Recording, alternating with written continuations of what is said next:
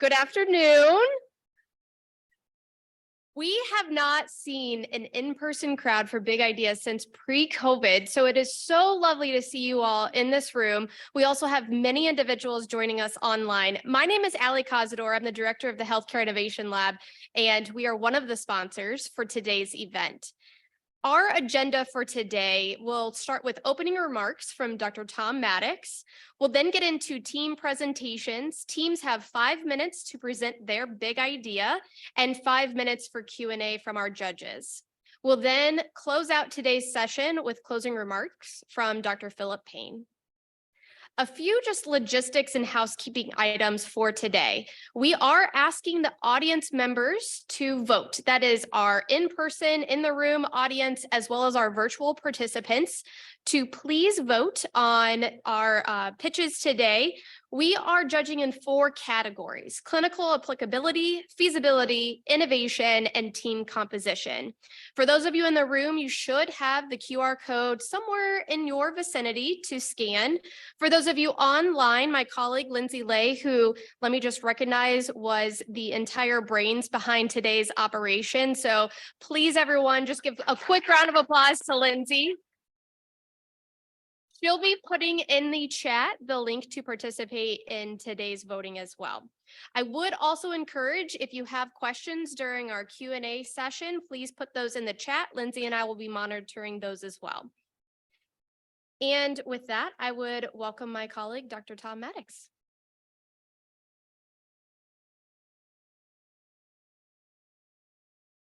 All right, well, good afternoon. Thank you, Ali, and thanks everybody for taking the time, both in person as well as virtual, to join us here for the 5th installment of the Big Ideas Innovation Competition.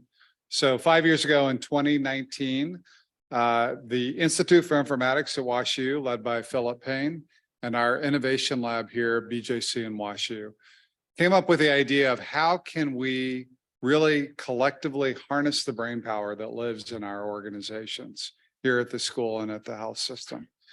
And so what you're seeing is the fruit of that desire, and sort of seeing how we can find really innovative ideas that leverage the ever-growing data, analytics, informatics, and care delivery innovation capability that we have here that could better serve our patients. So like I said, this is the 5th year, and we've been really excited about what it's produced to date. So we've now handed out $1.3 million in funding. This has gone to 26 different ideas that your colleagues have had over the last 4 years. And that's supported 91 different investigators. So all this sort of activity of the brains of this organization. And it's produced important things for the research engine into care delivery innovation. We've had over 95 publications and abstracts generated from this work. 12 funded grants have carried this work forward to further build out the ideas. And we've even had a couple of patents as people have thought about how this might apply from a commercialization point of view. And the breadth and variety of innovations have actually been really impressive. We've had machine learning models that have helped us predict things like sepsis, like palliative care. We've had wearables be used to assist women with pregnancy complications, people recovering from lower back surgery, and monitoring, detecting, and ultimately preventing pressure ulcers in some of our hospitalized patients. And then finally, we've had telehealth applications where we've assisted patients as they've left our hospitals to go home, and also monitored chronic conditions at home like blood pressure and other conditions. So these are just some of the examples of what our teams have produced and brought forward, and we're excited for the next iteration to happen. So today we have 12 new teams, 12 new ideas. We've been excited to see them come forward, and they'll each give you sort of the 5-minute spiel of what they have in mind.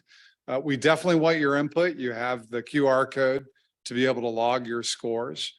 And then with that, along with what our 6 judges here will think of the ideas, and then marrying that with their written application that'll come to us in the next few weeks, we'll be able to decide the top 6 ideas that will receive 12 months and $50,000 each.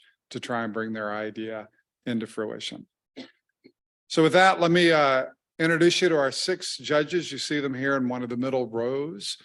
Bruce Hall is our system CMO for BJC. He's also a surgeon at WashU. Adam Wilcox is our director for the Center of Applied Clinical Informatics, associated with the Institute for Informatics at WashU. Dedrick Carter is WashU's Vice Chancellor for Operations and Technology Transfer. Opwe Adeoye is our Chief of the ED and an innovator in his own right in stroke care. John Lynch is a pulmonologist and also the president of Barnes Jewish Hospital here on campus. And then Katie is an internist and also our CMO also here at BJ Hospital, Barnes Jewish Hospital. So we greatly appreciate the expertise and thought that they can provide and how they can sort of help guide what are the really innovative ideas that in their collective roles can help us advance care for our patients. So pay close attention to all of these, ask those tough questions at the Q&A sessions, grade fairly, and we'll look forward to seeing what ideas we can advance. Thank you so much for your time and support of this program. And I'll turn it over to the first team. Is that right, Lindsay? Okay, let's get it going. Thank you.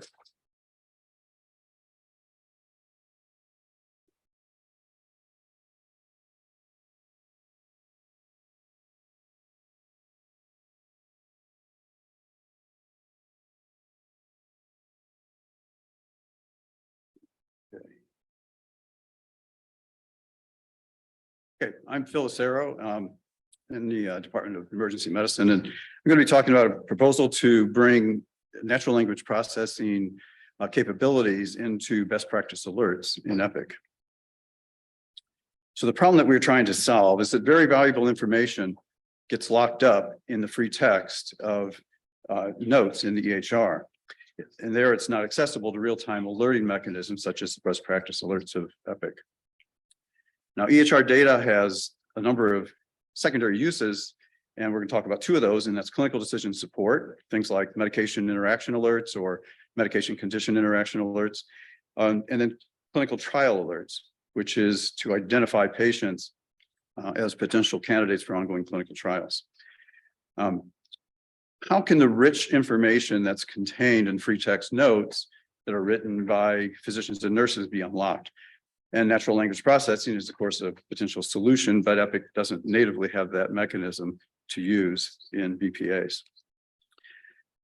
Important information may be available in the free text of notes for some time before it's recorded in structured form in the EHR. For example, diagnoses. Once they're entered, they're structured and they're very useful in both CDS and CTAs, but they're typically not recorded until the end of the ED visit. Now, there's text documentation by physicians earlier in the stay, and that might hold clues, like if they document their differential diagnosis. But even earlier than that are nursing triage notes, which often hold symptoms and other historical clues. So we have good reason to believe that relatively simple NLP tools applied to notes could be very advantageous in some alerts, both clinical decision support as well as clinical trial alerts. Simply finding the mention of a symptom or condition in the notes early in the course of care can make a big difference in recognizing a clinical problem or a research opportunity. We have some experience with this. Before Epic, we had a homegrown clinical trial alerting system called KCD, and it was able to do simple string searches for specific words in the nursing triage note. And we found that really pretty useful for some clinical trials. It wasn't NLP. NLP would be better. So this is what we are proposing to do, more or less. This box at the top is Epic, and these 3 are a BPA. And the BPA has the ability to call out using CDS hooks, which is a standard way of doing that, to outside web services. What we propose to build as a part of our initial use case is what's in the circles there. And it's the web service that responds, and then it calls other web services to achieve what needs to be done. This will create an infrastructure, though, for other services to be added on for other use cases. So what we're planning to do in our simple NLP case is again pretty simple. It's breaking the note into sections and then expanding abbreviations and acronyms and using named entity recognition to find all the concepts that are represented there and then compare it to the concepts we're looking for. So Kevin Hurd from our group has done some preliminary testing of CDS hooks in our system and was able to get that to work. So it responds to the call. My team has built a simple NLP web service just to look at concepts in nursing triage notes, and we were able to do that. We need to work out a lot of details and connect a lot of moving parts and get this generalized to work for any number of use cases. But we have the team to do that. So why should we do this? Well, it creates the infrastructure for improved clinical decision support and clinical trial alerts going forward. This is aligned with the core values of BJC and WashU. Excellent clinical care with enhanced CDS and world-class research with enhanced CTAs. We're confident that we can make a major step forward in solving this problem in the context of a big idea cycle. This is our team, myself in emergency medicine, and Albert Lai, who is the Chief Research Information Officer and has a lot of expertise in natural language processing. Kevin Hurd, who works with BJC Healthcare as a solutions architect and is going to help us a lot with getting us integrated with Epic. And then Aaron Papp is our Chief Applications Developer in emergency medicine, who will be responsible for building a lot of the services. That's it.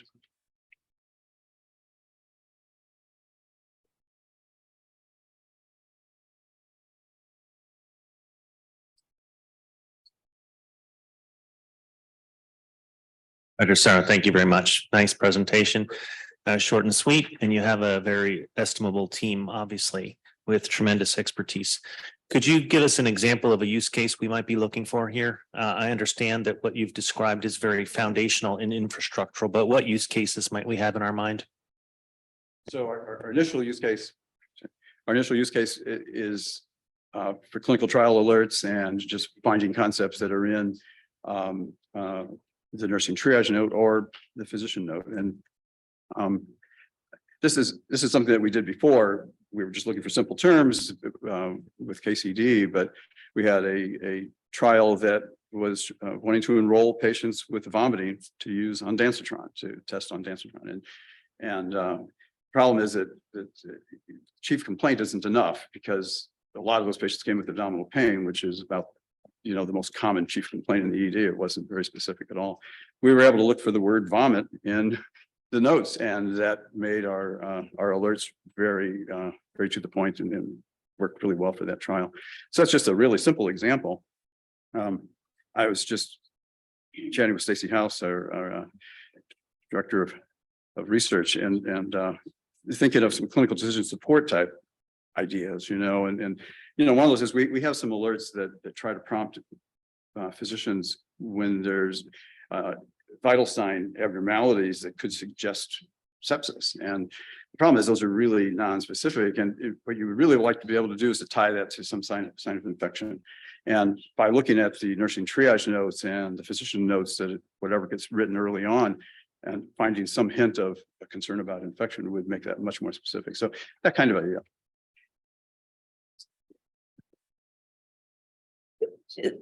Go ahead. So for clinical decision support specifically, there are a million different things you could do. You gave sepsis as one example. Is there a group that you would plug into to help decide, what would you choose for second, third?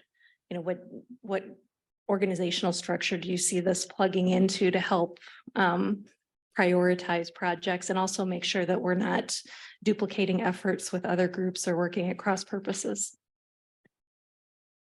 I'm not sure. That's a good question. I just offhand, I don't know that any governance on clinical decision support would be necessary other than what there already is. It's just another tool in the toolbox that, not only can we look at the chief complaint in the ED or what orders have been written or lab values that are coming back, but now we can also look at the note and see if there's, some mention of some concern. So a quick question is, what's the impact metric here? It seems like it's time. And I guess the question I would ask is what is the actual savings of time that you see? You had some examples in the past of KCD and the nursing triage. Do you have some sense of how much, you actually gain from being able to add a natural language processing into your decision process? Well, for clinical trial alerts in the ED, it's huge because a lot of the structured documentation doesn't get done until the end of the stay. We know we can't rely on that. We just don't even bother. So we're often looking at we look at the doctor ordered this, they must be thinking about something, but sometimes it's really non-specific. And so getting more specific information up sooner will make the difference in being able to conduct a clinical trial. If you're it's an interventional trial where you're trying to get to them before the treatment begins.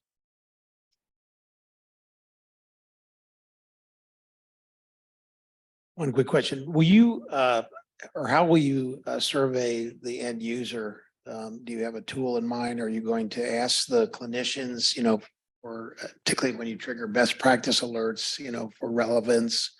Are you planning to measure that, or are you just really doing the feasibility part to see if it works? Well, our initial use case is clinical trial alert. And so what we intend to do, we have in mind a way of doing this, and that is to actually run BPAs for our clinical trial alerts in parallel, some silent, right? So the better one's running and we're using it, but we have the lesser good one without the NLP running silently, and then we can look at what got alerted and what we have missed. And so that's kind of our initial way to evaluate this.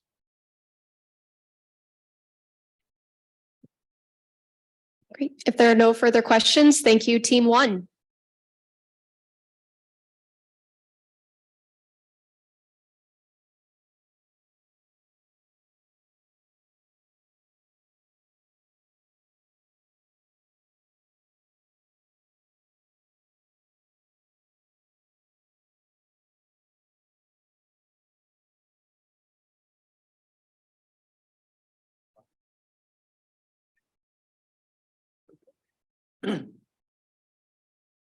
Livestream, the digital colonoscopy navigator. So you might be wondering why you're looking at a picture of Ryan Reynolds and Rob McElhenry. Last year, the two had a bet that the latter could learn Welsh in a short period of time. Ryan lost the bet and had to get a colonoscopy. There was a large right-sided colonic polyp. His doctor told him that this procedure could have saved his life. Screening colonoscopy remains the best method to mitigate colorectal cancer risk. It is the best test for detecting and removing precancerous tissue. It is the most definitive test, and there's a 90% 5-year survival when colorectal cancer is found and treated early. Screening colonoscopy programs have reduced the incidence and mortality of colorectal cancer. But once somebody decides to get a scope, there's a messier side. 15 to 40% of patients eligible for screening programs fail to complete testing.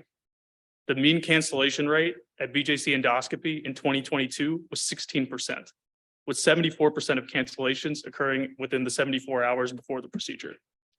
We estimate lost revenue from this to be $1.5 million. And this does not include lost revenue from patients turning to other healthcare networks. So why is this happening? The process of getting a colonoscopy is complicated, with multiple pain points that present opportunities for failure. VJC endoscopy data from 2022 cite the most common causes of a failed endoscopy to be scheduling miscommunications, errors in medication and dietary modifications, transportation failures, bowel prep failures, and patients' last-minute understandable fears and anxieties regarding the procedure. We can do better. In the post-COVID telehealth era, the modern patient is well adapted to the digital healthcare interface and requests convenience at their fingertips. Our solution is simple: to build a web-based app to help guide patients through the process of getting a colonoscopy. Our app will include multiple functions that have been proven to reduce the rate of unplanned cancellations, including scheduled appointment reminders, bowel prep troubleshooting, and even the capacity to reschedule appointments. Our app will have bowel prep education resources. And most importantly, our user interface will allow us to collect data in real time, which can further be used to train models to automate the pre-procedural phase and be integrated with existing BJC electronic platforms. So how is Livestream innovative from what already exists? Currently, BJC employs nurse navigators who serve as liaisons between the colonoscopy department and patients in terms of guiding them through getting through the process of getting the procedure done. Working with the nurse navigators over the last several months and data collection has brought to light that many of these functions can be automated. Several tech companies have entered this space and have partnered with major academic centers and are getting real results with using scheduled automated text reminders, as well as providing data analytics. Livestream will be advantageous in that it will be built here at BJC from the ground up with buy-in from clinical leadership, as well as frontline nurse navigators to be specific to BJC workflows.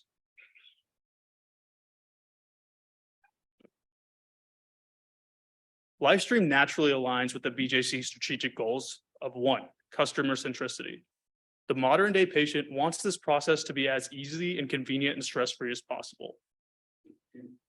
2, demonstrated quality. Livestream will improve key metrics such as reducing no-show rates and improving bowel prep quality. 3, patient safety. With this app, we hope that more patients can get scoped and avoid devastating diagnoses of cancer later down the road. Additionally, Livestream will use industry standard data security technology to protect patient confidentiality. Continued growth.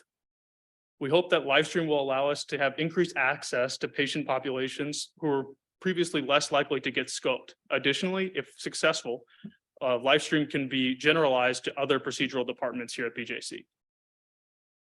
We have a multidisciplinary team with well-rounded expertise. With Livestream, we hope to pave a new path to reducing colon cancer rates, one that meets the modern needs of a modern day patient.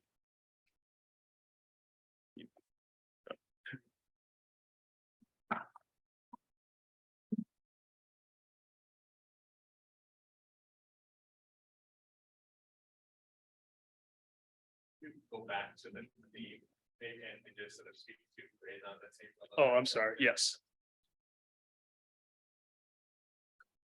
So our team comprises of several individuals. The first being Dr. Hinere, who is a gastroenterology faculty here, myself, and Reza Hyder, an internal medicine resident here, Dr. Wang, senior gastroenterology fellow faculty here, Dr. Lam, the GI fellow here, Dr.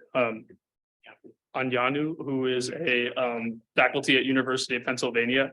And we also have members from the nurse navigating team here at BJC Endoscopy.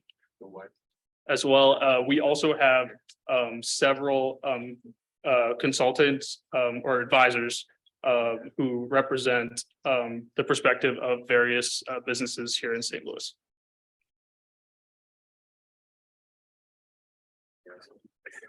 So you say that the about 16% of the colon screenings are canceled.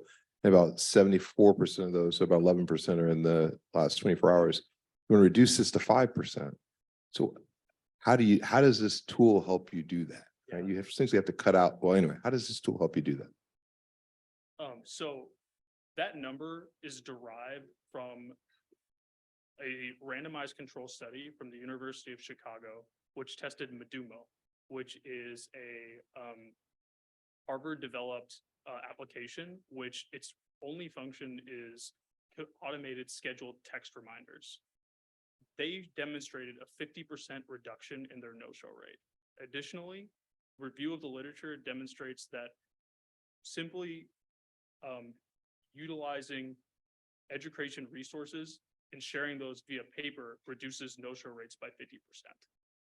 So thus, we anticipate that our application, which is a combination of several different functions, and also an additionally untested function, which is the ability for patients to enter how their bowel prep is going in real time to mitigate that prep failure. All of those three functions in conjunctions, we anticipate will reduce the no-show rate by that magnitude. I'll also add that that the problem that is faced in the pre-procedural phase of care prior to colonoscopy, the problems that exist there aren't high level, medical or biological issues. They're oftentimes very simplistic issues that involve lapses in communication or logistics. And just to give you an example, it's commonplace for someone to be scheduled for a screening colonoscopy and their screening appointment to be maybe 2-3 months down the line. And everything could be all set and fine, but then maybe that patient forgets that they have that appointment. And then maybe a week before they forget to pick up their prep prescription to start their bowel preparation as needed. And we can capture those patients potentially with this tool in order to prevent the risk or the chance that that situation would lead to a unfilled time slot or an unused time slot. So as I understand it, this depends heavily on the patients actually using this. So walk me through the workflow about where the patients actually connect to this and where they're actually going to be using it and where the failure points might be. Absolutely. That's a great point. So in working with the nurse navigators, which BJC is currently employing, we got a very good understanding of how a patient goes from the initial referral, sometimes from a out of network provider to actually getting the colonoscopy. Once the referral is placed, there is a scheduling navigator who connects the patient and gets initial information regarding medications, what their comorbidities are, and then tries to schedule the patient. We anticipate the way this working is that once that initial conversation is had between the scheduling navigator and the patient, they can release the app code for the patient to then download the app. Additionally, at that time, we envision the patient signing a data security agreement to mitigate any risk of data security losses. However, our app will not use any protected health information and at this point will not be connected to the Epic interface. Thank you, team. It's a nice presentation and a great team once again. I know we're at time very quickly. I noticed you mentioned a reduction in adverse events, and other than the mitigation of prep issues, were there other adverse events you were thinking of? I think that the one idea is that we would help promote the colon cancer prevention programs within our system. And so, yeah, one way to think about this is that by getting colonoscopies done, maximizing the effect that we can have on the population, that we could potentially reduce the healthcare burdens of a delayed diagnosis of colon cancer. And it's an interesting point that you made because you may think, that colon cancer is something, this happens over years, decades, but it turns out that even during COVID, when things got shut down, we actually saw an uptick in the diagnosis of colon cancer and at higher stages. So I think that this issue is definitely amplified when you start thinking about a population basis. And that's why I think that tackling this problem for us is important in that regard. Thank you, team 2.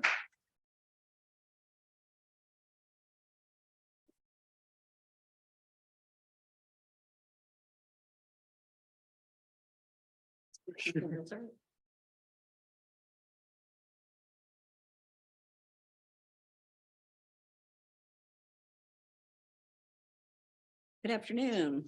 Oh, let's put that down there. I'm delighted to share with you our Smart Kitchen project to support independence for people with subjective cognitive decline.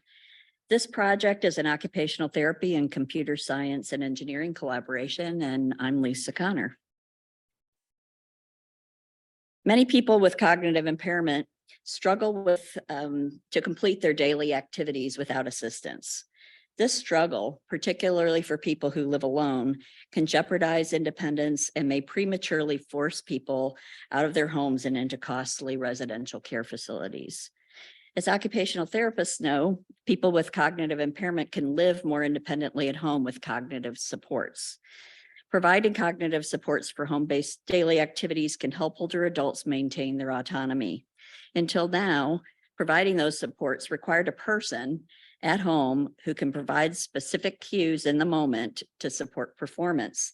And as you can imagine, those ideal conditions rarely exist. There may not be a care partner at home, or time demands prevent the care partner from providing this kind of standby cueing. Our overarching goal is to develop a low-cost, technology-based home intervention to support people with cognitive impairment to accomplish tasks of daily living. The system will only require a smartphone to capture performance errors and a smart speaker to deliver in-the-moment cues.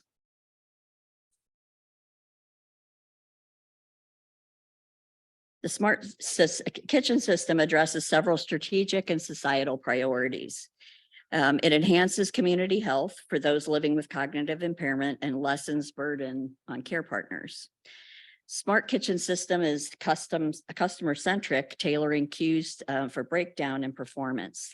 Helping people remain in their homes and function independently aligns with what they want most, even as their cognitive decline makes support from others seem unavoidable.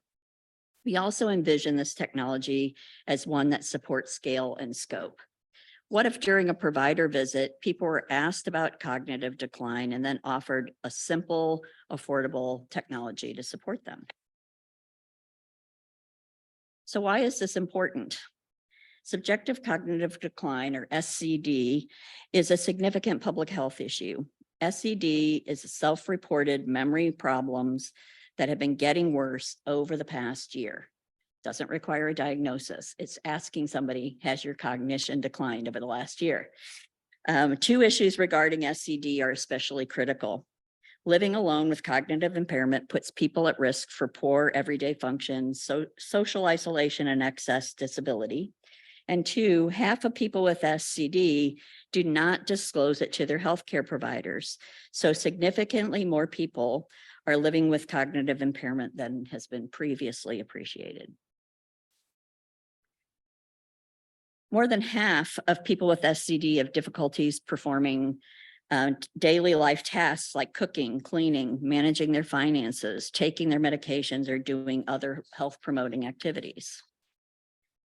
However, 88% of adults 50 to 80 report that it's important to remain in their homes as long as possible.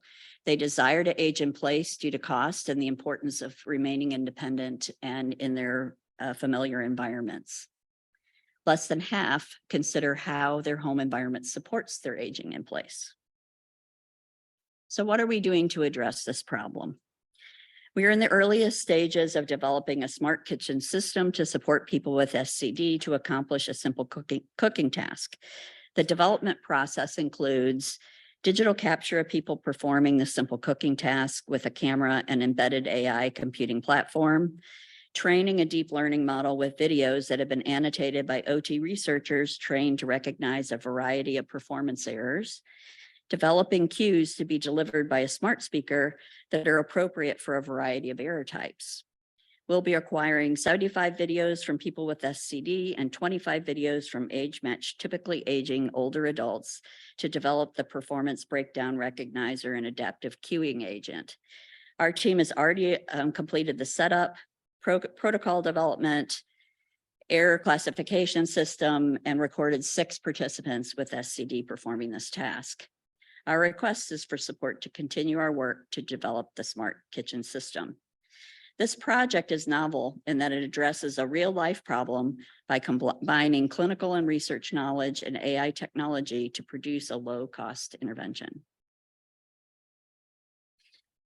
The members of our team are listed here and are ideally suited to complete this ambitious work.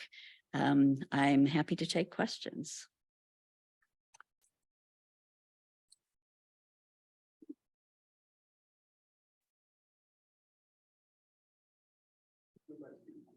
Sure.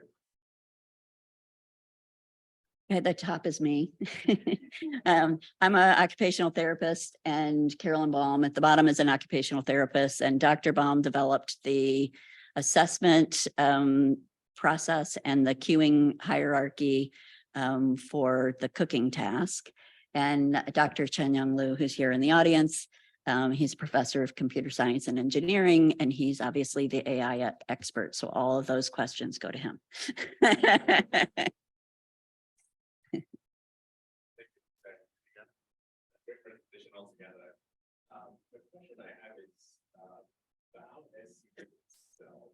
Yes.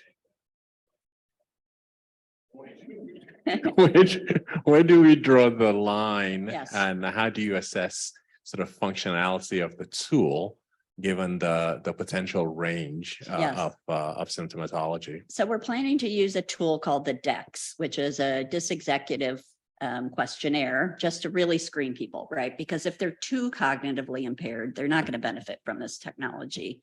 But we want to make sure that they actually have cognitive impairment. Now, we're not expecting people to actually be diagnosed, because the whole purpose of this is to be sort of a public health-ish, approach to a problem that's happening in the community. So you're absolutely right. I think part of the feasibility of this is really bringing people in, all comers, doing some other assessments to really get a handle on who's ideally suited to using this tool. Other question? Yeah.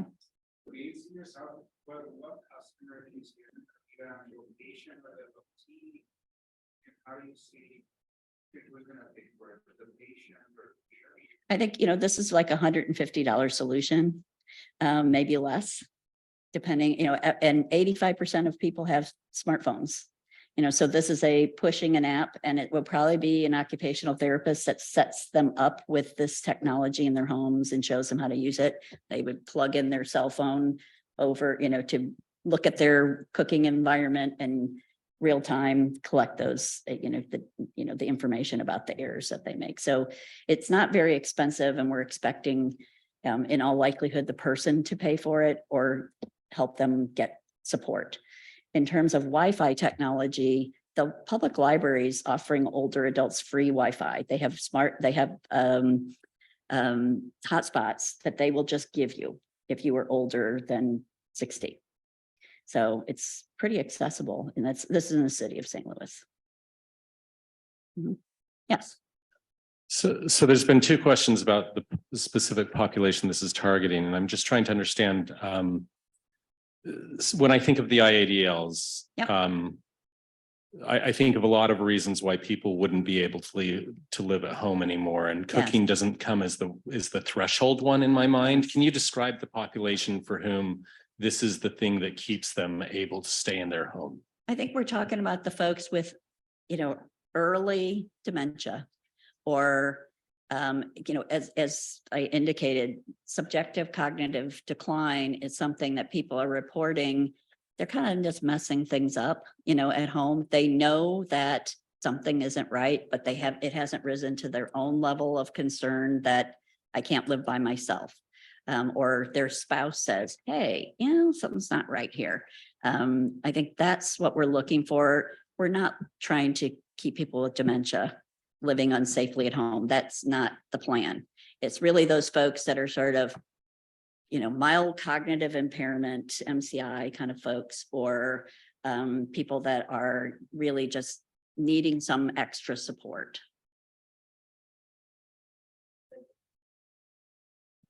So I guess kind of to follow up on that question, because I wasn't sure if this is what you're trying to get at. If I fall into this category, is the technology you feel simplistic enough that I will be able That's to our job. do to it make on my that own? easy. And will Yes. I remember to use it? And that's why we're thinking that an occupational therapist might help the person troubleshoot the getting things set up.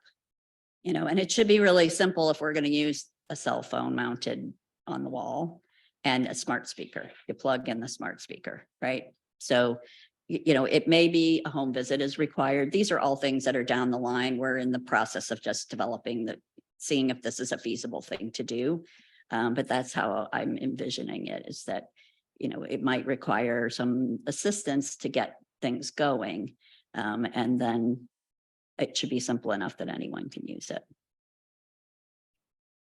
Thank you, team 3. Thank you.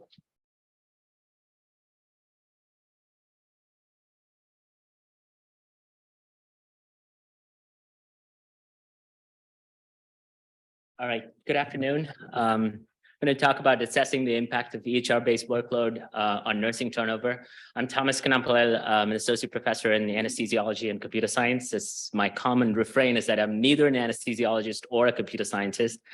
I'm a clinical informaticist by training, a social scientist at heart.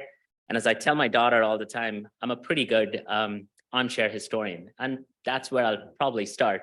The picture on the left is George C. Marshall on his Time magazine Man of the Year 1943 and 47.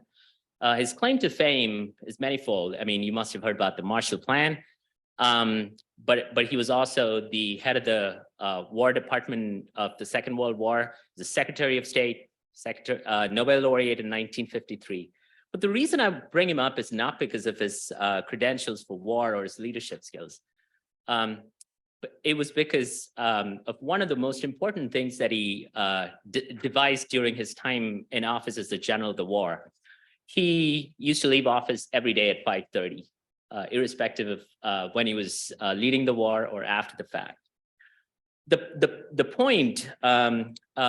point he was trying to make was he could not be overburdened by the facts of the war or overburdened by work, but in the settings that we're in clinical settings, that work is overburdening and expanding by the day.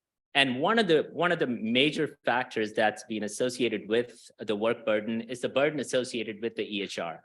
And several studies over the years have associated several factors or downstream impacts of EHR-based documentation load, including clinical workload, the cognitive burden associated with it, downstream impacts of burnout, and probably the most important aspects that are of concern at this point, which is turnover, especially among both physicians and nurses. And I'm going to talk a little bit about the impact of nursing turnover recently. I mean, the turnover rates have increased pre-pandemic. I don't need to explain in this room, but from pre-pandemic to post-pandemic time to approximately 29%. Turnover also has a significant impact on patient experience, safety, large economic costs, and one of the primary causes for turnover has been associated with the psychological stress associated with workload, which is a key contributor.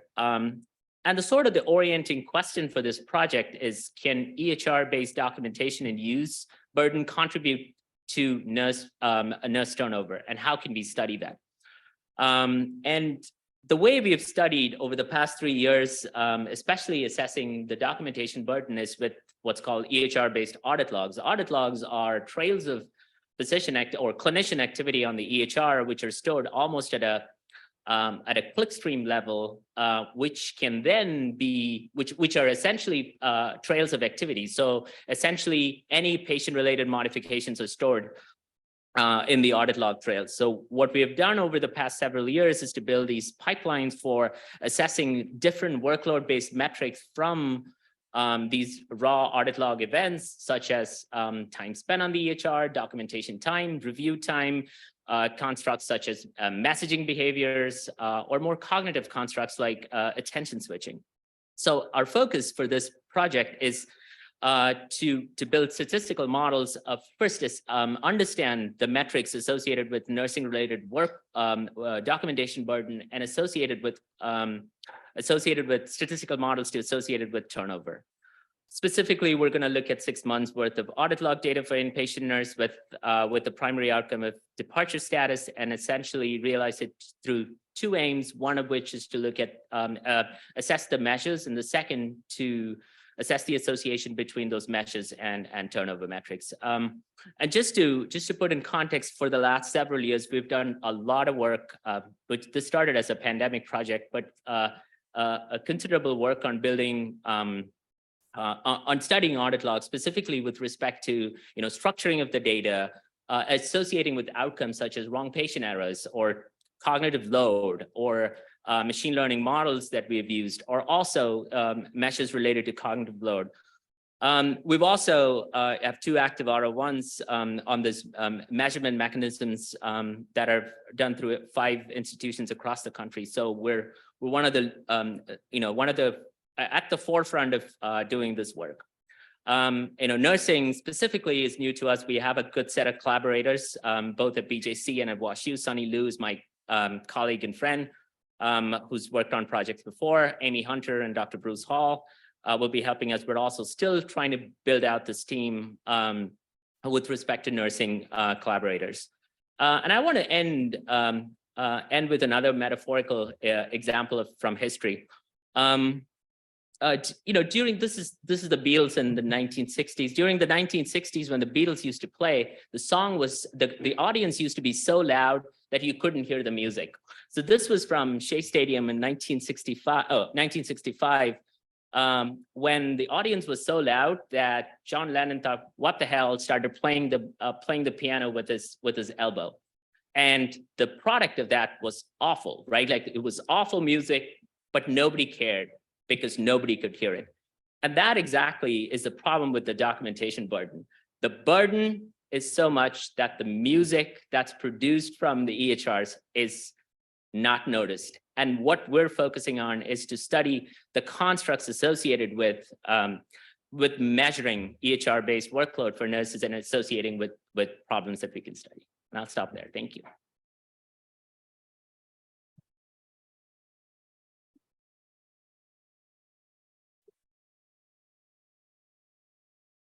So if you prove that the EHR is causing significant cognitive workload or burden for the nurses, do we get rid of the EHR? Is that like, what's the outcome? Help me understand. Right. So I don't think there's a proving construct here. It's probably the right word to use is there's an association between workload related measures. The answer is not to get rid of the EHR. Answer is how can we optimize either the workload or the workflow or the work activities, right? Like it's I don't think it's a binary outcome. So do you have representation from the nursing perspective on your team? Yes, we're talking to Terry Bryan next end of this week. We're still trying to figure out some of the nuances of getting the data. Dr. Hall is actually helping us.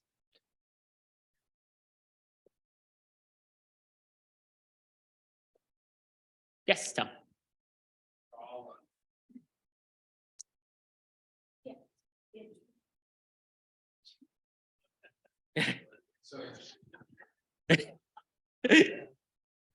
Or cage match over there. All right.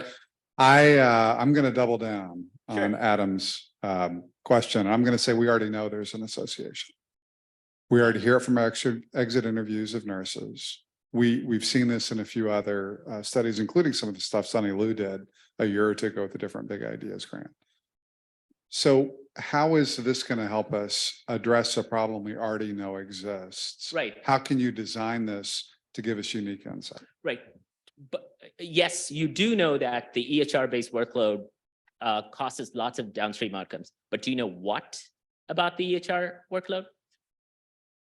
That's my point. Like, well, tell me a little bit more about how you would set this up to give insight about, well, what, and I assume then this is the target for intervention, right? Correct, Yeah. correct. So I do not know where, so a lot of the EHR-based interventions for mitigating workload have been localized, right? Like you have fewer clicks that you can do certain ways. So let me take a concrete example, right?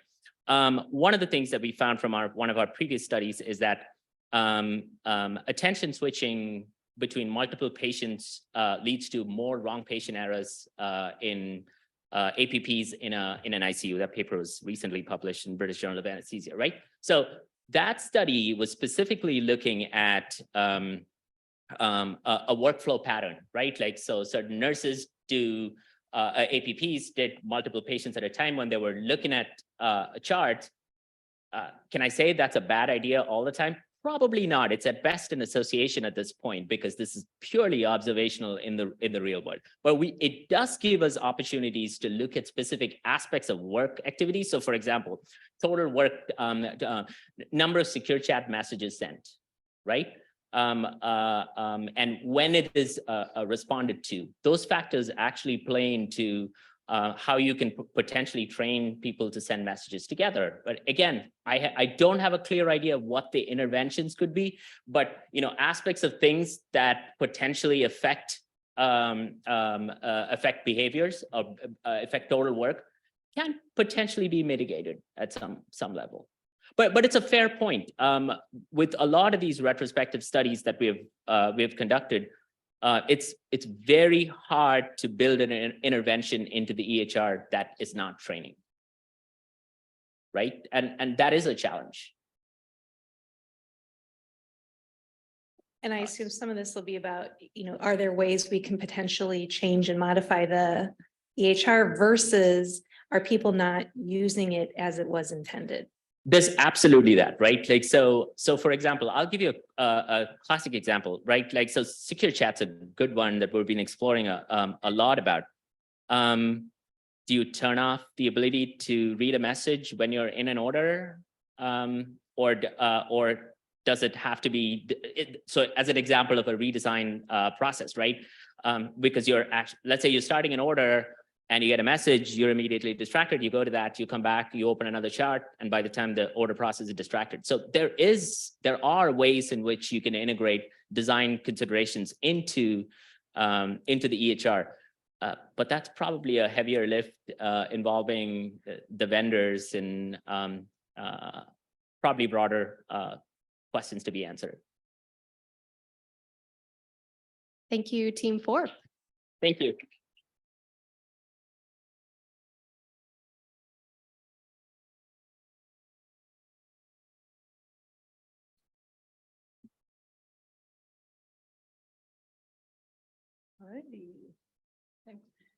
Hi, everybody. My name is Danisha Bohannon with BJC's Community Health Improvement Team, and I'm joined virtually by my colleague Jing Lee with Washington University School of Medicine. We are so excited today to share our pitch on integrating food as medicine into the inpatient discharge process. So I want to start by with some imagination here. So imagine that you all are patients that have received very high quality care in our hospitals and you are ready to leave. We tell you to follow certain instructions, including eating well when you go home. You are screened as positive for food insecurity and are referred to a food pantry for additional support and sent home. You go home hungry to a place with limited access to food and can't immediately access the food resources that we referred you to. So what do? We know that there is up to a 72-hour gap between a food referral and when food is picked up at a community organization.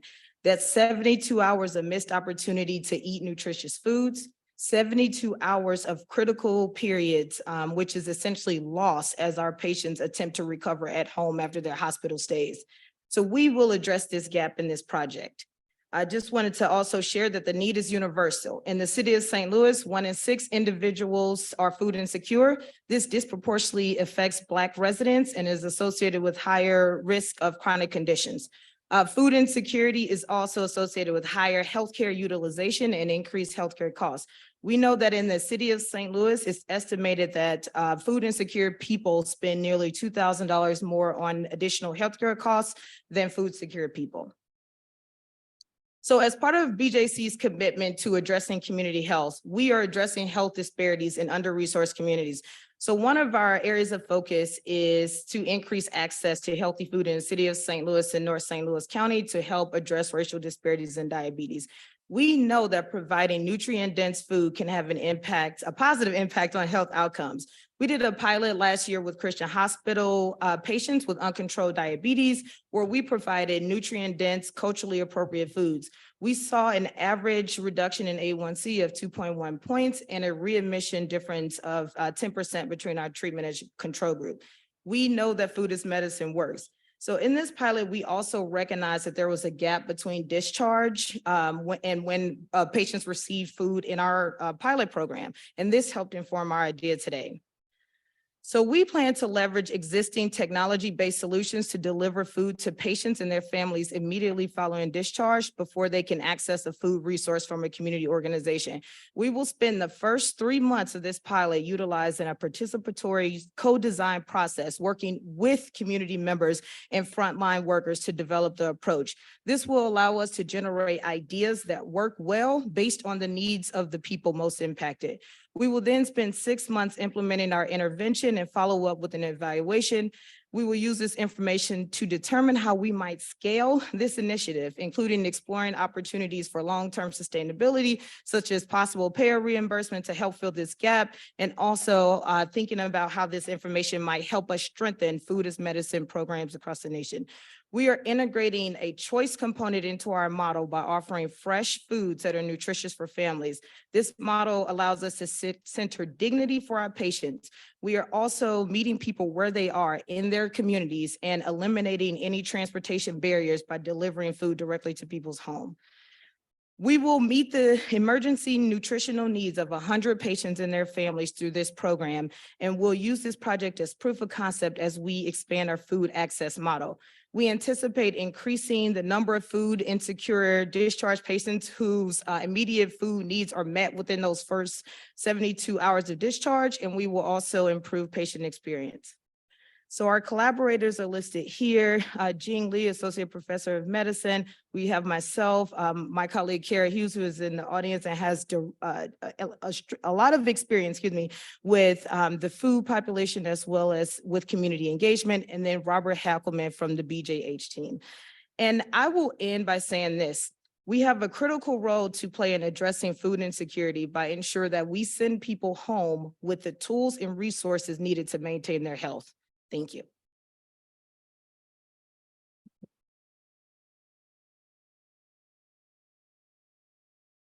So first, I loved your co-design model for engaging the community. I Yes. guess the question I have is from pilot to scale. So you've got something that's a delivery-based model for the first 100, but help me to understand how you move from the Petri dish to the population. How do you get to something that really scales? Sure. So in this co-design approach, we want to work with community members so that we can understand what works well for them. And we will design the program based off of that feedback that we receive. And as we think about broader advocacy and scale, the information that we glean from this particular initiative will help us in conversations with groups like Mo Health Nut and payers as we think about reimbursement structures and food as medicine more holistically. Thank you. Really great presentation. Thank I love the ambition, if nothing else. But and certainly like highly impactful in terms of I'm an emergency physician, so we joke about the number of people who come into the ED for a sandwich, but Yes. it's real and we all experience it. And so I want to double down on Didrik's question. I think it's a really important goal to think about payers. Oh boy, how do we get there? What a mountain to try and surmount. So I'm curious how much you've actually put into that. Yeah, so that's one component of this work. There's a lot of work happening in the background on the community health improvement team to actually engage with community-based organizations to amplify the work that they're doing. There's several efforts to create and foster community-owned grocery stores that are led and managed by the community themselves. We're also in conversations with retailers as well to have conversations about how would it look like for you to show back up in community or show up in different ways. So I'll say that, we are thinking about what our role is as healthcare and how we can make an impact and address this gap, but we're also thinking about the bigger environment and how do we address those social determinants of health more holistically. So these types of interventions are no longer needed until we get to a point where we are screening folks and they're not food insecure because food is available. So that's our long-term North Star. We just recognize that there's a problem and we developed this program to address that. And then also, if I can add, and I would say, like today's pitch event, and so we plan to pitch with the Medicaid MCOs is because, we plan to do the analysis and to look at the patient's healthcare utilization and then also look at the patient's health outcome. So we want to present those outcome and the result, the funding, and to the Medicaid MCOs from the policy and the maker perspective, and then also from health plan perspective. And then, I think as Denisha mentioned, there will be some of the behind scene the work related to, I won't use the term lobby. However, we are going to talk with the policymaker and to look at the contract, the state Medicaid contract with the different MCOs. And so addressing the social and determinants of health, I think it's become the priority almost to the state, the agency, and then also I think to the different health plans. Thank you, Jean. Anish, one quick question. Would you remind me again about the intervention? Was it 72 hours long, or within the first 72 hours you will intervene? Yes. So within the first 72 hours, we know that there's a gap. So we know that we refer a patient to a food resource, and it can take up to 72 hours before the community organization like a food bank or food pantry is able to meet that need. What we're trying to do is on the day that that person is discharging, we're trying to work and coordinate a process in which that individual will show up at home and have food available that day. And we will have enough food available for that individual and their family to cover that gap until they're able to get that emergency food resource from a community organization. See, I was wondering if you would be measuring other associated outcomes like medication compliance or follow-up visits compliance because you've taken food off the table, so to speak, or put food on the table. Right. That as one of the competing issues for patients like this. Sure. Definitely areas of opportunity as we continue to develop this. And again, a central component is that co-design. So just working with frontline workers as well as community members on what this approach and workflow actually looks like is what we're going to dive into in the next couple of weeks. Yeah, exactly. I think we try to incorporate this process design, work with the front line, and then also understand the better regarding what's are currently going on at BJH, and then how much and this effort actually can be integrated with other effort, talking about the workflow, and then how much the existing and the current effort and this one can complete each other. And at the same time, we can collect the data and more efficiently, for example, like those and the medication and adherence, and then also and the primary care follow-up visit, or even specialist follow-up visits. Thank you. And then we have So I know I saw Robert Hackelman was on your team. yes. We know that we still have a gap currently in identifying how many patients are truly food insecure too. Yes. So do we have a baseline that we're starting from? And is part of this project going to be for us to ensure that we're doing more of the social determinants of health screening so that we're truly getting an accurate number? Yes, correct. So there's a system-wide initiative that focuses on that specifically. And I know that the BJH team is working to continue to increase those screening rates. And from what we've seen, there's about 15 to 20 individuals that screen as food insecure per month. We are confident that there's likely more. And as we continue to get better with our screening rates, we'll see how many more folks we could make an impact with. And my last question is, you mentioned home delivery. Yes. As kind of a major intervention. Any thought as to having the delivery point be the HSO and having the patient just go home with a starter kit of food? Yes, so we have explored several on-site models that exist in other places across our region. And what we saw with this particular opportunity was that we wanted to start by meeting folks where they were. And we have some knowledge of some programs that send boxes home. And what we found was that the boxes are hard to lug home, the transportation barriers, et cetera.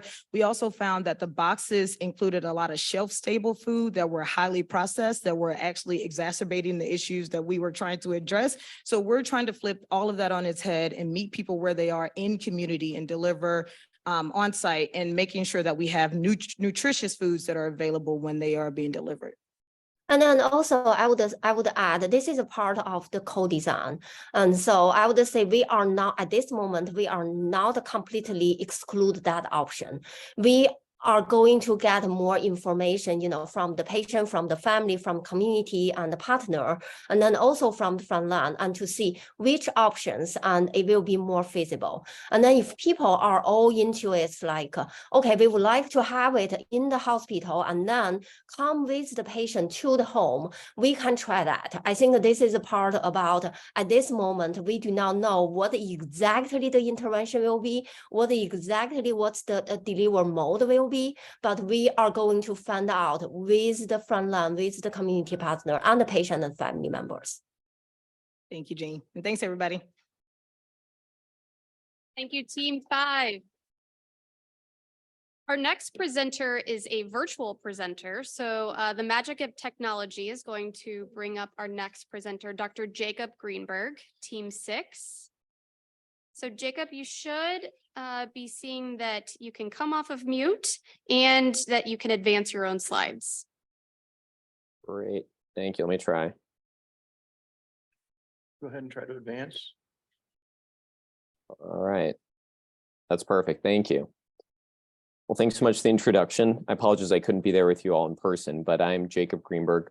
I'm going to be talking about our team's proposal to use biomedical informatics and artificial intelligence to support the early diagnosis of degenerative cervical myelopathy. So degenerative cervical myelopathy, or DCM, refers to symptomatic chronic compression of the cervical spinal cord in the neck due to degeneration or arthritic changes. These can involve problems like overgrown joints, bulging discs, or overgrown ligaments, which all serve the same purpose to compress the cervical spinal cord in the neck. And it's estimated that this problem likely affects about 2% or maybe even more of healthy adults.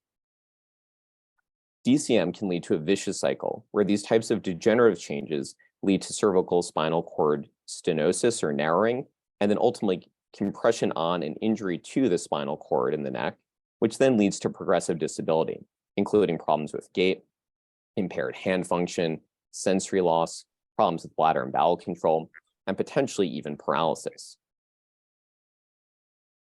We know from a large body of literature and a large volume of experience that delayed diagnosis is a major barrier and perhaps the top barrier to effective DCM care. And you can see a timeline of what a patient goes through from when they first develop symptoms to when they ultimately can receive a definitive surgical treatment for their disease. And we know that the greatest delay in that process is between when symptoms first appear and when patients are diagnosed with DCM.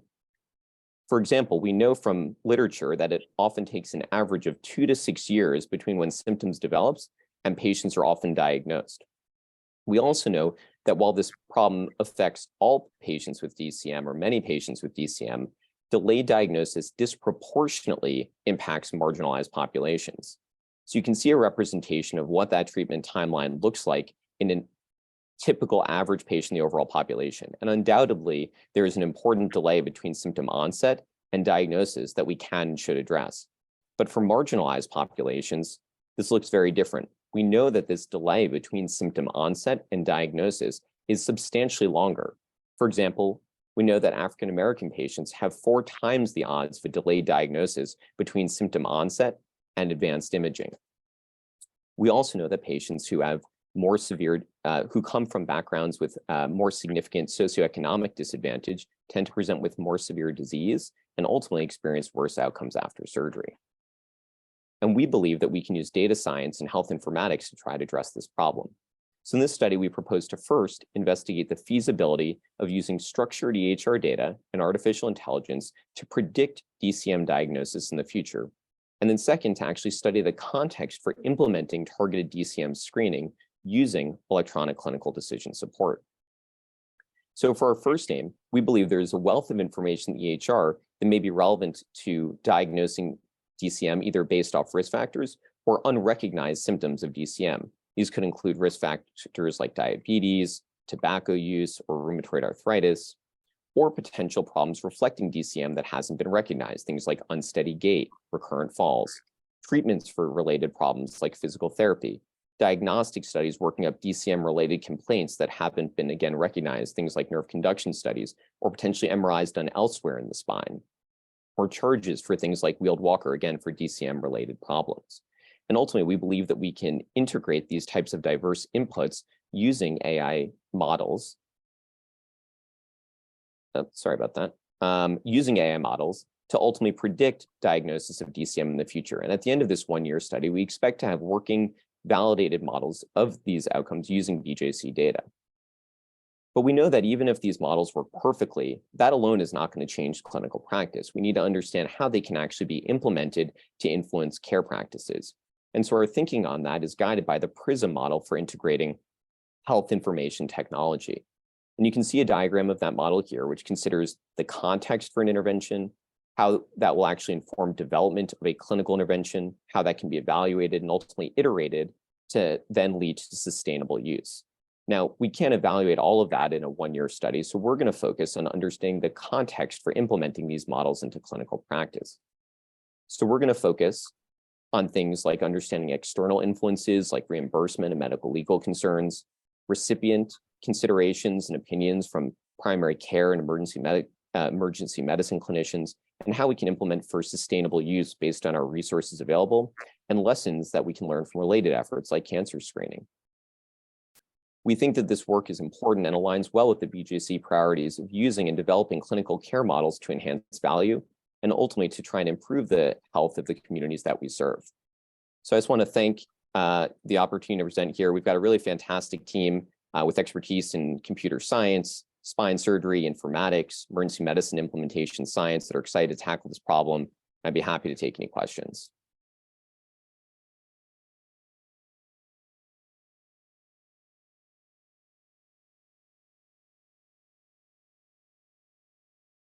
Thank you very much for that, for the presentation. That was great. I couldn't tell what the timelines were on the scale. So what sort of impact are you hoping to make with this in terms of a reduction in timelines from symptom onset, for example, to recognition? So, we know that most patients, it takes about 2 to 3 years. The range is often around 2 to 6 years between when they report their symptoms initially developed to the time that they are just diagnosed with DCM. So if we work with that 2 to 3 year time period, we're conservatively hoping that we can at least cut that in half, maybe even more. But if we can shave a year off of diagnosis and pick these patients up when they have milder disease, that can ultimately translate, and we expect will very likely translate into improved outcomes after surgery. So I think we're looking to shave a year, maybe more than a year off of that time to diagnosis.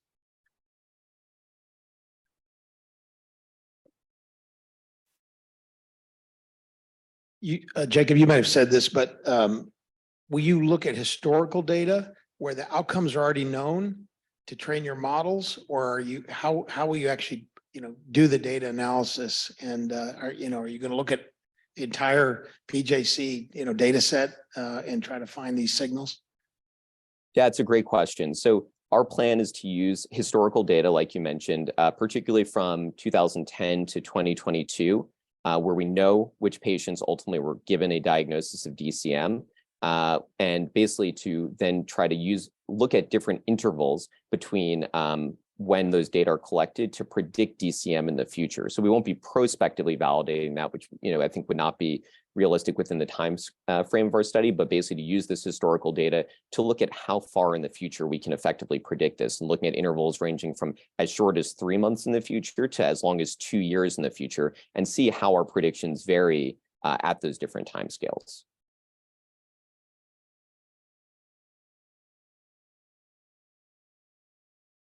Does not appear we have any other questions from the audience. Lindsay, do we have any questions in the Q&A? All right, Dr. Greenberg, thank you so much. Thank you.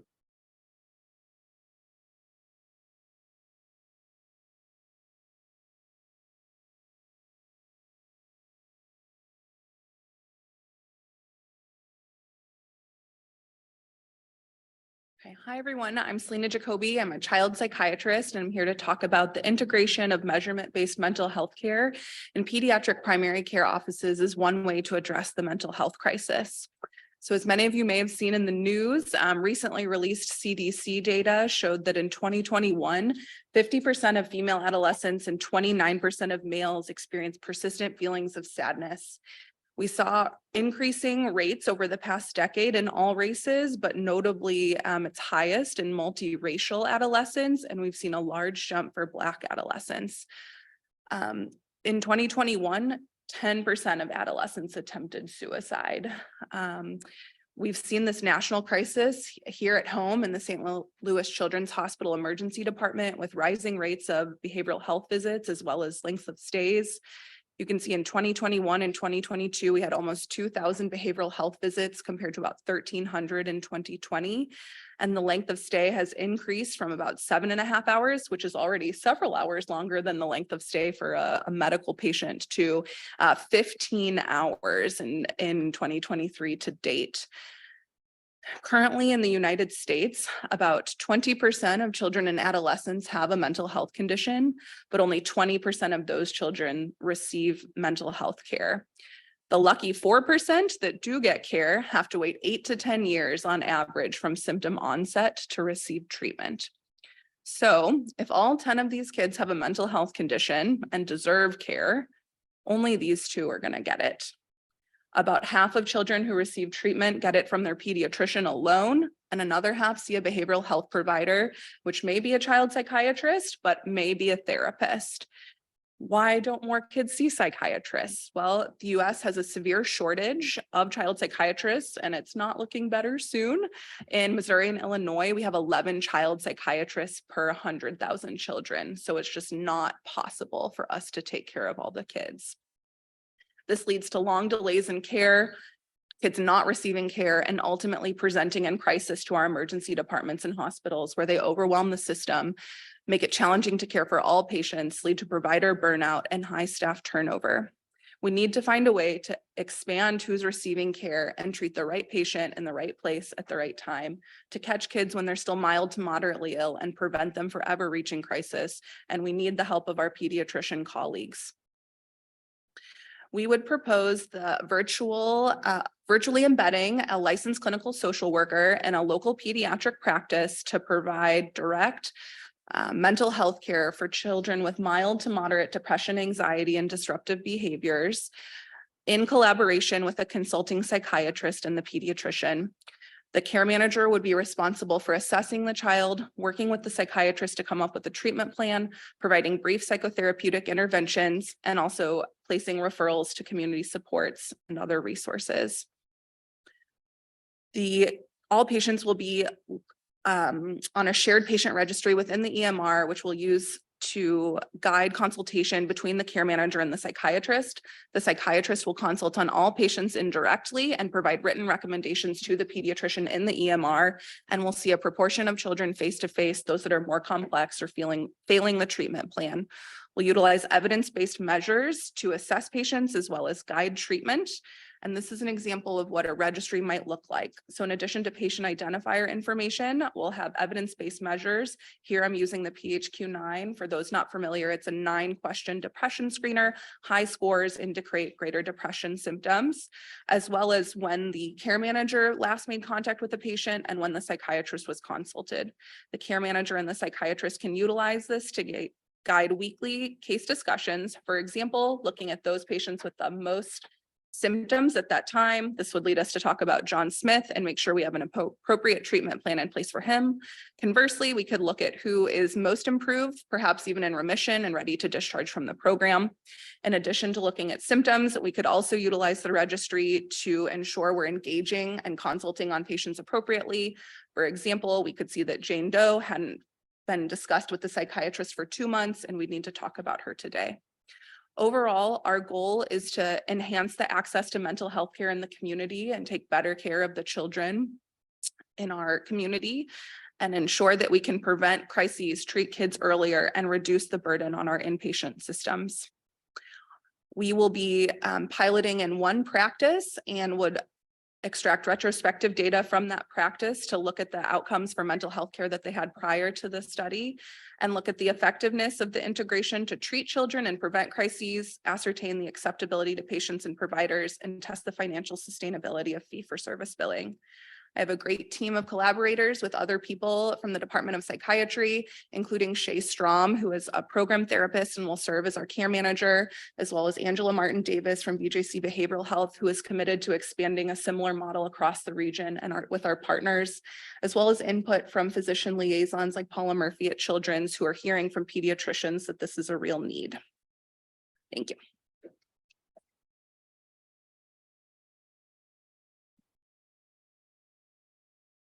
Dr. Jacoby, thank you. It's a fantastic effort, nice presentation, and hard to imagine anything more important to our community. So thank you. Could you comment a little bit more on where the capacity and sustainability comes from? Yeah. We don't have enough providers to begin with. Where are they coming from in this We don't. model? And how are So- they going to sustain? Yeah, really great question. So there are, similar, like there's lots of integrated healthcare models across the US. We're a bit behind the times, unfortunately. And from talking with other places, we're predicting that we can take care of about 50 to 65 kids, kind of actively, and with a length of stay of about 6 to 8 months, we're hoping, in the program. And so that would really leverage, in this case, my time to take care of a lot more kids than I could see in one full day of, clinic. And so there are CPT codes for collaborative care that are billed under the pediatrician that cover the care manager's service. And based on the pro forma we've developed, we're looking to implement an AWUCA practice initially. We are predicting that this is financially sustainable. One big barrier is that Missouri Medicaid does not have these CPT codes on the fee schedule. So we're working with Ellie Harmon and others to advocate for that, but also looking at alternative ways to build psychotherapy codes or different things that are on schedule to ensure that we can provide care to all of the children in our community.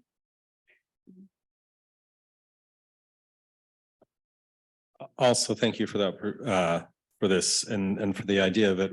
So one issue that's been identified that's important in collaborative care models is actually moving from coordinated care to collaborative care, and that takes some time or some capability between the clinicians. So what is the established collaboration already with the group that you're working with, or what are you going to do to ensure it moves from rather than just coordinated care, but Yeah. actually collaborative? Yeah, so currently I have an outpatient sort of, I'd almost say like consultation clinic where I see, children from pediatricians a few times, kind of figure out what's going on, send them back. We have met with the practice we're hoping to partner with and are meeting again. And I think really working collaboratively to build workflows that work for them as well. And then also, the goal will be to have weekly team meetings where both we can have, discuss patient cases, but also the model, how is it working? Is it meeting their needs and really ensuring that they have a voice?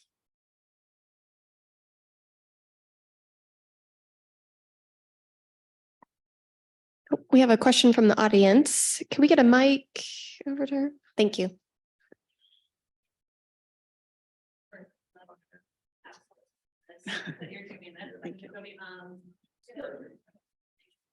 So I guess one question would be, do you foresee this possibly at some point expanding to non-WUCA practices? Because I know if your pediatrician is not part of WUCA, it's harder to get referrals to our psychiatry department. Yeah, absolutely. I think we are starting as easy as possible, wanting someone that has a shared EMR as we build out kind of the capabilities. But I think we envision this, as I said, we're working with BJC and to launch this potentially in BJC Med Group down the line, as well as to rural, practices and communities that really have even less access to care than we do. And the beauty of telehealth is that we really can do it all virtually.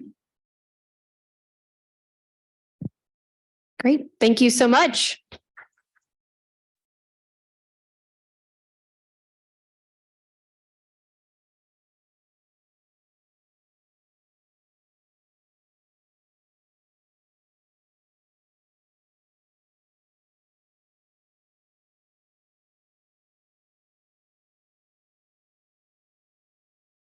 All right. My name is Lydia Wood. I am a nurse case manager in the Heart Center at St. Louis Children's Hospital, and I am also joined virtually. Oops, sorry, let me go back. I'm also joined virtually by Heather Dowds, who is our assistant nurse manager as well in the Heart Center. So we are looking at how do we affect our most at-risk patients at discharge, and how do we also look at the throughput in our system and support our entire team to make discharges more successful. So one thing we find with our children with medical complexity, that they are particularly vulnerable at discharge. You look at they're often going home with new medications or multiple different medications, different changes, new equipment. Often we're getting them from rural areas and they might lack the support outpatient that they need. So one thing we're seeing, like looking at the Heart Center, so we are, I think just found out we're the 3rd largest pediatric transplant center in the nation. We are the largest heart center in the region. We, I think, had 23 heart transplants last year and on track to do even more so than that. We are a destination for hypoplastic left heart syndrome and single ventricle patients. So we are attracting patients from multi-state region. And as you'll find that, especially in different underserved areas, they lack the support of having maybe a cardiologist in their region. So we tend to have even more of a hand in helping with what they're doing. So we are very fortunate. The Heart Center has been invested for years in improving our discharge processes. We've tried a lot of different things based on a lot of different data. Currently, we're part of the Pediatric Acute Care Cardiology Collaborative, or PAC3, the Hearts to Home. So timing of this is key, because just more to highlight, we are Site K. So we're part of 15 different sites that are looking at how do we define medical readiness and how do we achieve a safe discharge within 2 hours of medical readiness. So we have this baseline data and a strong team locally and nationally to help support this. And busy slide, forgive me, but we're looking right here at this local process mapping. So this is what we're trying to work through in this Hearts to Home. And we're finding that if we map to clarify our roles and find those bottlenecks, this is how we've gotten to this point today. And that we have done different initiatives and we keep coming across this bottleneck that we lack a role that can help support our patients in our unique, we have a cardiac ICU and a TCU in one unit.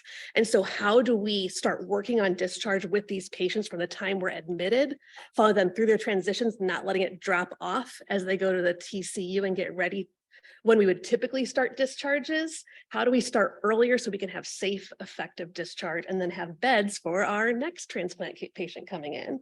So we're looking at proposing implementation of a nurse transition coordinator, and that's what we'd be asking for this grant for. So a big portion would go towards so many hours. It looks like we could possibly even with this grant do either full-time or almost full-time for like a 6-month period, to where we can take this and use the data we already have, use the team we have, and show how we're able to support our entire team as we're working on multiple different initiatives and helping with burnout, helping with initiative fatigue, because you have someone coming alongside our providers, our residents that cycle in, helping with all those things so things aren't getting dropped and we get these patients home. And so these are our goals. I know we touched on reducing that time. A big thing is improving throughput and optimizing bed availability. A big thing is that clear communication. We often do amazing things here inpatient. We've started medications, we've done teaching with families, but we don't have a process of clearly handing off this nice package of this is what we did here, outpatient provider, run with this. These are the supports you can use in everything. So in using this to also improve that step so that these patients can stay home. And so one thing, looking at how is this innovative, everybody tries different things with discharge. One thing is that St. Louis Children's Hospital is very focused on the discharge process. I find that right now, a lot of that focus is on those high throughput areas that have less complexity. So you can get kids out of here, but we're also saying that while this is very important, how do we also look at this from a different perspective of looking at our areas that have, so many moving parts, yet so much at risk and at stake if these aren't all tied up and help us towards discharge. So looking at how could also affect different areas that also have a high concentration of children with medical complexity. So And I'll just leave this on our team. We have a lot of people in place, trying to have different people on our team, leadership, pharmacy, that all have an outpatient as well, that have a hand in this process. So what questions do you have for us, for me?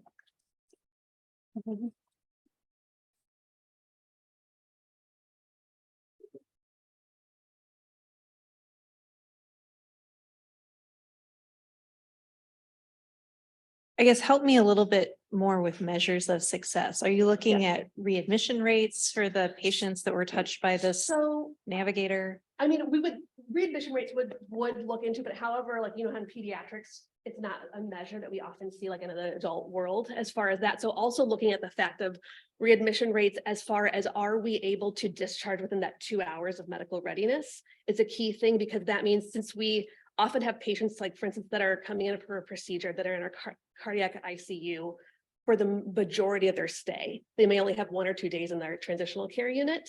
And we sometimes have medications that take days to weeks to get approved. So are we starting things earlier would be one thing. We also wanted to do surveys for our provider team, our nurses and outpatient providers before and after implementing this role, to see if they're, as far as that is, do they feel more support? Do they feel more able to start things early? And then our outpatient providers being updated better on what the plan is. Yeah, I get the window of time you want to try and hit, but there, there's fast and then there's quality. Yes, so I really want to say that our focus is really more on the quality. Because right now, we're not just looking at discharge delays, we're looking at untimely discharges. What about those discharges where we're in a rush to get this kid out? And you don't have someone that's kind of had this overall view of, where are we at in that prior authorization? Have we told the family they've packed up, they're ready to go, and oh, it's going to take another 2 days until your med gets approved. So looking at that, how do we start this early to achieve, to expedite discharges while them being safer than they are now, and also being able to have someone to say, nope, we can't discharge yet, we don't have everything in place. So is this discharge coordinator doing something different than what's being done before, or doing Yes. something more efficiently? Or is it that the other people are like, is it a specialist, or is it really just like, this hasn't been done? So we don't have anybody in, so we have, for instance, I'm the nurse case manager. So my role is making sure you have the equipment you need to get home. But when we don't have someone that's a transition coordinator, I field all of the questions for, where are we on this prior authorization, this patient, that, so I become the discharge barrier, because I can't do my role. Then we also have some discharge nurses that really do a lot to support the nursing team. There's a ton of education our families need, and our nurses do a phenomenal job of doing that. But they're also don't have the ability in their role to kind of oversee of okay, we have a 30 patient unit. Where are the moving parts? How are we moving towards discharge safely? So it's more of that supporting every piece of the process and that overall view. Whereas now our different initiatives we've had have been focused on these certain aspects and very heavily in our TCU just prior to discharge. So.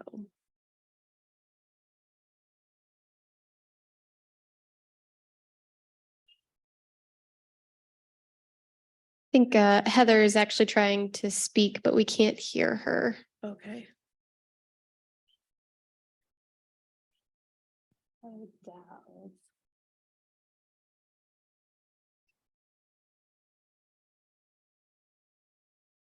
Heather, can you try again? No, we still can't hear you. So I can see, did she post anything in the chat? Because if she posts what she was talking about in the chat, I might be able to kind of jump on. Yeah, if you want to put it in the chat. Can you all hear me now? We can. Ah, beautiful. Thank you so much. I think I was stuck in the backstage, so even what I was putting in the chat wasn't visible to anyone. So thank you to whoever fixed that.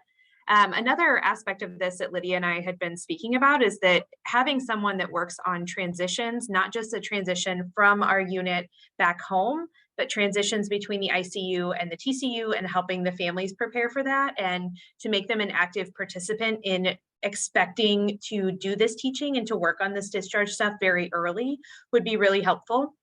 And we also have, due to our now third in the nation for transplant status, we're getting a lot of transfers into our facility from outside institutions. We are growing as a transplant center, so we're having a lot of transitions from another hospital, which is a much different process than a family that's just coming to the Heart Center and has never been admitted or is unfamiliar with how hospital systems work. When we have these families that have transitioned into us, they have a totally different set of expectations. And that's something that we've also been working on heavily. How do we support these families better in helping them get settled and then know what to expect, and then to make sure that they have that additional support that they're going to need when they go home, because they're often from out of state or from very far away, which is, again, a different picture than just we're transitioning you home. You might be a couple hours away, but it's still a driving distance. Some of these are not a quick or easy transfer home by any means. So having someone that's more of a transition coordinator will help us with all aspects of the care of these patients, not just the discharge piece of it. Thank you, Heather. And thank you, team. Thank you very much.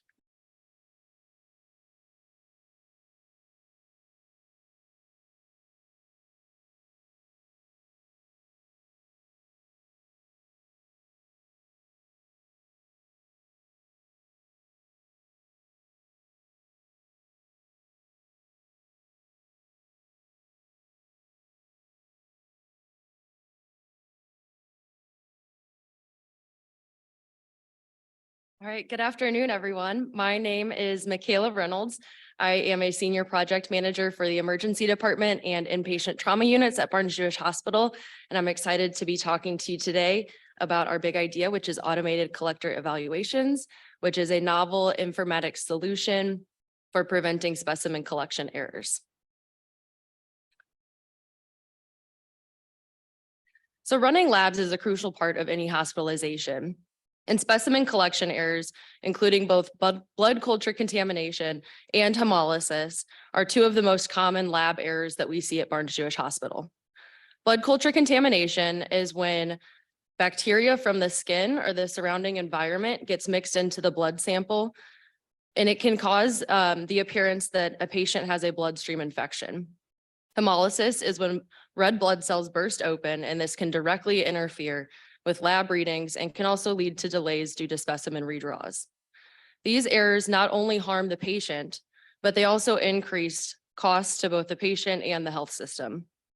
Our goal here is to prevent these specimen collection errors system-wide to lessen harms and reduce costs.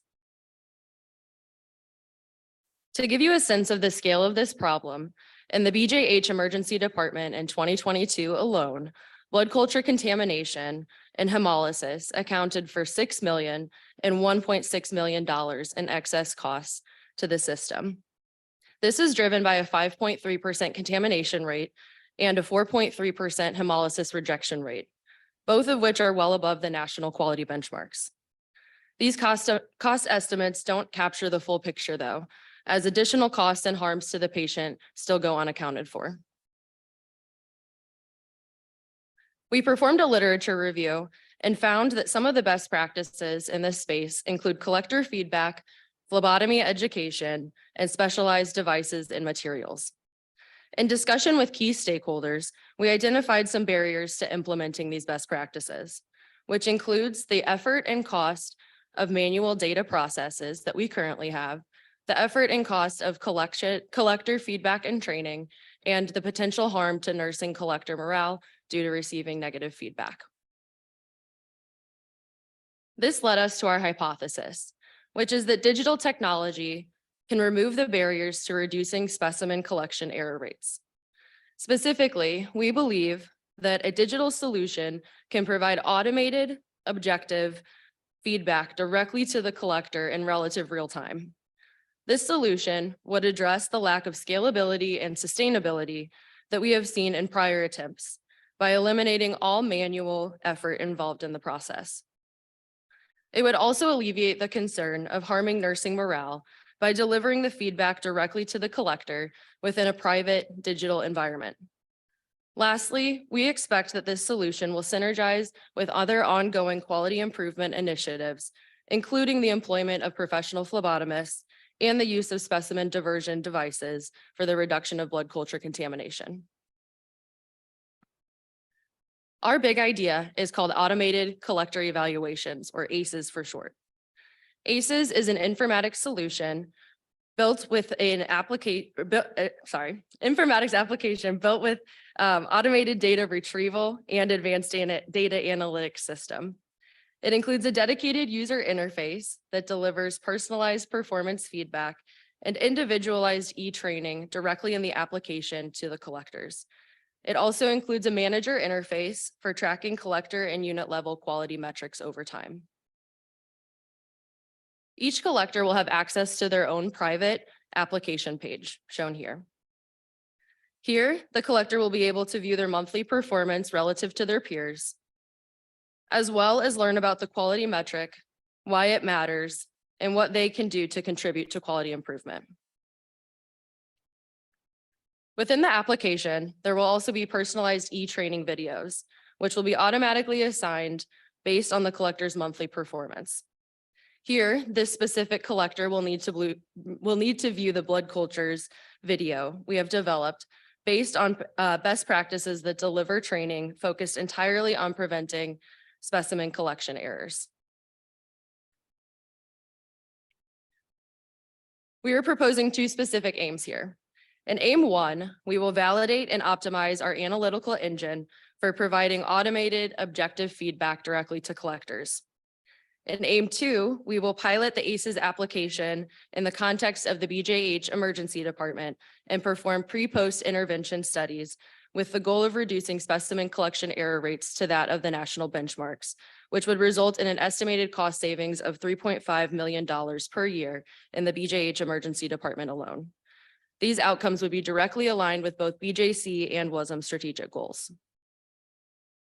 We are proud to be working with a team of experts from Barnes-Jewish Hospital, each different department noted in a different shade of blue, Washington University School of Medicine, and BJC Healthcare.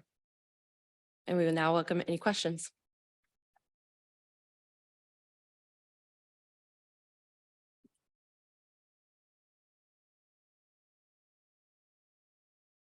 Great presentation, Michaela. Thank you very much. The question I had relates to, and forgive my ignorance, I should know. But you alluded to some automated process or a manual process that we currently have. Can you speak a little bit more to that and what contribution that may have to the existing rates? Sure, yeah, definitely. So the current process is we have the information on individual collectors and what their error rates are. That is sent to nurse managers on a monthly basis. Unfortunately, the data isn't, we don't have a way to make that data actionable though. So the nurses see essentially an Excel spreadsheet. They have the information. We're taking it a step further by allowing them to kind of take action on that and see the quality improvements in real time.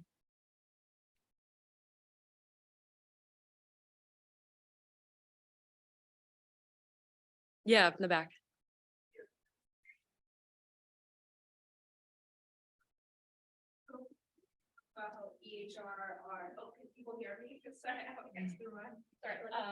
So we already talked about how everyone is overworked with all the admin we have to do, and this is just one extra things the nurses have to do. So what is their incentive to, one, go online, create an account and check this and spend 6-7 minutes watching this video? Like, is there an incentive? Is anything tied to it?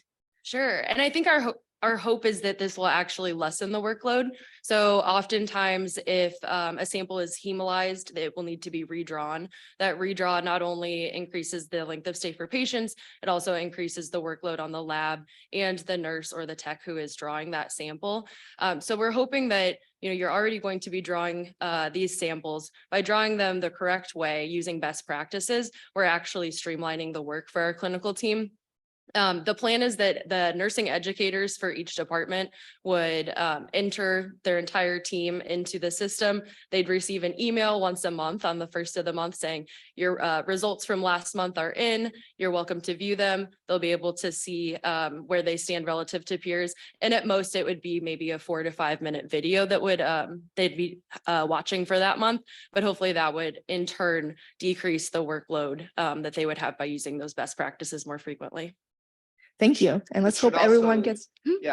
Help with morale. Because right now the nurses are getting constant messaging. Yeah. Our blood culture contamination rates are high.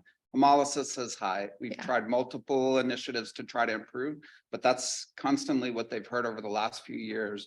Oftentimes, it can be driven by a few outliers, especially with the rapid turnover of our staff right now. And so if you can better target those outliers, show that there's improvement, it boosts the morale of the whole group. And then they're more motivated to look, how'd I do this week? How'd I do this month?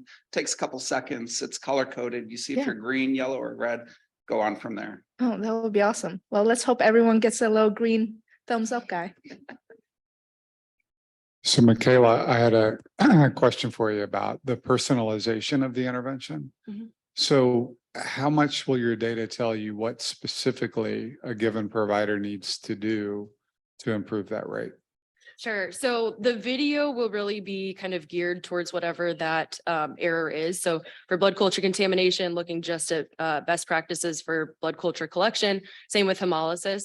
And then we're also going to have built into the system a trigger that if a particular collector is underperforming for a certain amount of time, it will send the management team a notification and they'll be able to follow up in person with direct observations or really be able to sit down with that person and figure out what is really happening if those best practices in the videos aren't improving quality on their own.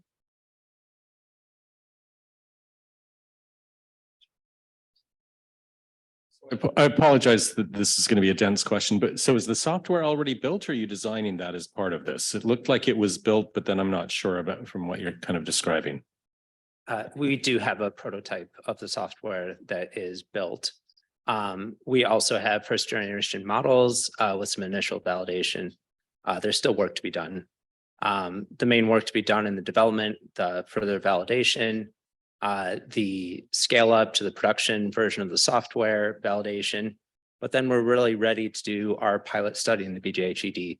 And so then the critical gap that we're going to fill is to show that this works in a real clinical practice setting. And then just one other question about the data. So what percentage of the gap between where we would be if we're kind of meeting standards of care versus where we are is due to the outliers? Because it seems like this is heavily targeted to that. Is that going to get us just partially there? Is that going to get us way past that? How far does this take us? Sure. Our hope is that it will take us most of the way. We have already done a couple kind of smaller scale pilots where we've noticed that up to 50% of all of the errors in the emergency department can be attributed to one individual. So we are hoping that we'll be able to kind of hone in on a few people, but I would also say that we're hoping that any other ongoing quality initiatives that we're currently working on will still be able to run different people through the system and keep an eye on that quality. So we already have the data, just making it actionable so that if we do decide to use other interventions down the line, this can still be used in tandem with that. Yeah, we have 200 nurses in the ED, so it's not just one or two outliers causing this. It's significantly more. We've really never looked into the individual hemolysis or had the technology to do that. This technology helps us and then allows us to target a group and hopefully move the performance ahead. And sometimes we find our older nurses are the ones that are slacking off a little bit. They're teaching the newer ones, but it's also just propagating the problems forward. And can I just add, so if we look at all of 2022's data, we do indeed see that kind of Pareto principle where there's the 20% super underperformers, so to speak. But also we see this as a proof of concept where we could generalize this tool to different quality domains, other specimen collection errors, other types of clinical practice settings, for example, lab utilization among physicians, et cetera. So this really is a scalable concept that we can then take around to other applications. Thank you, team.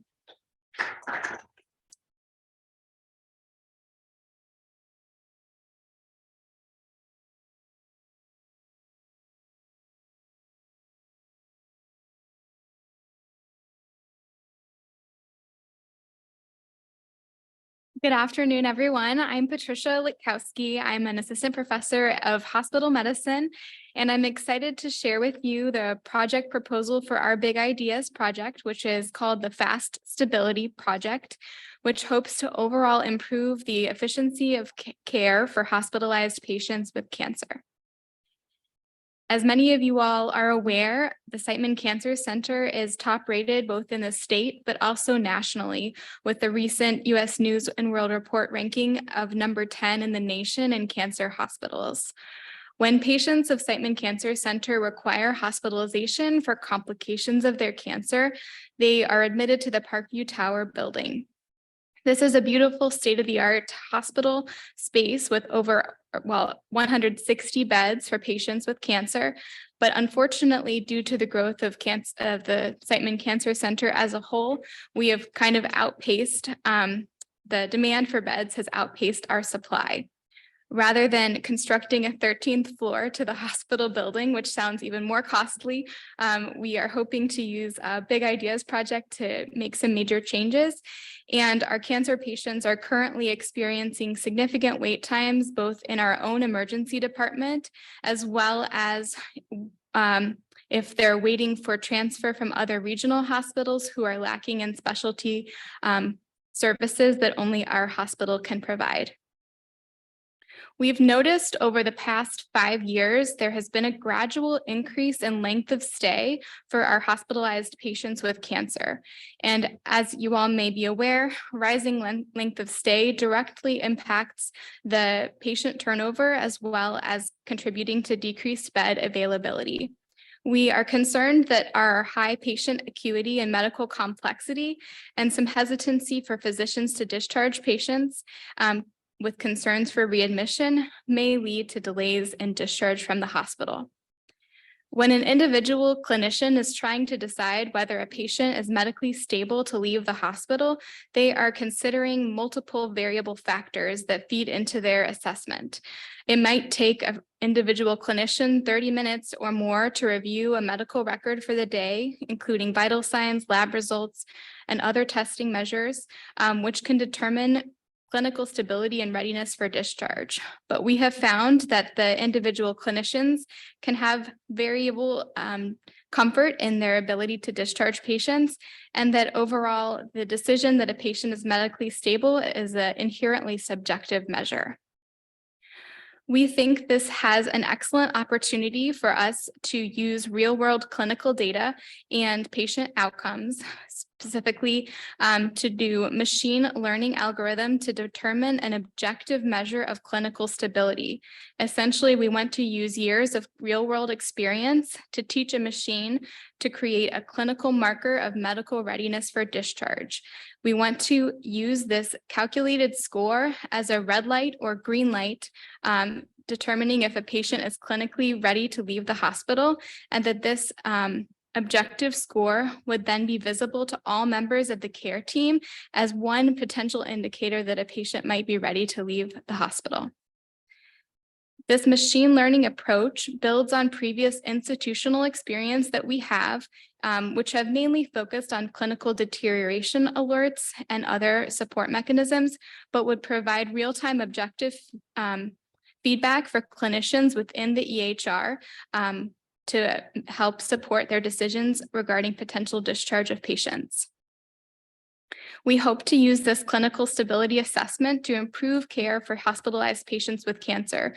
We want all members of our care team, including nurses, case managers, and physicians, to be able to review this clinical stability index and then use that information to prioritize early discharge of stable patients through rapid identification, and to also track delays in post-acute care placement for medically stable patients.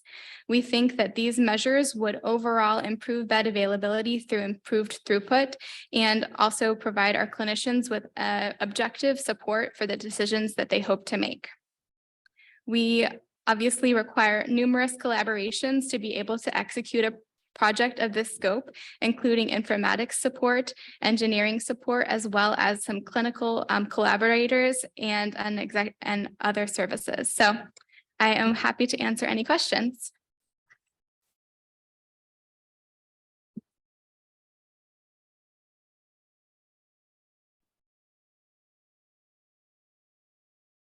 Quick question about what are you actually measuring? Is it a task base? In other words, social work has checked off, labs are within normal, or is it more based on outcomes?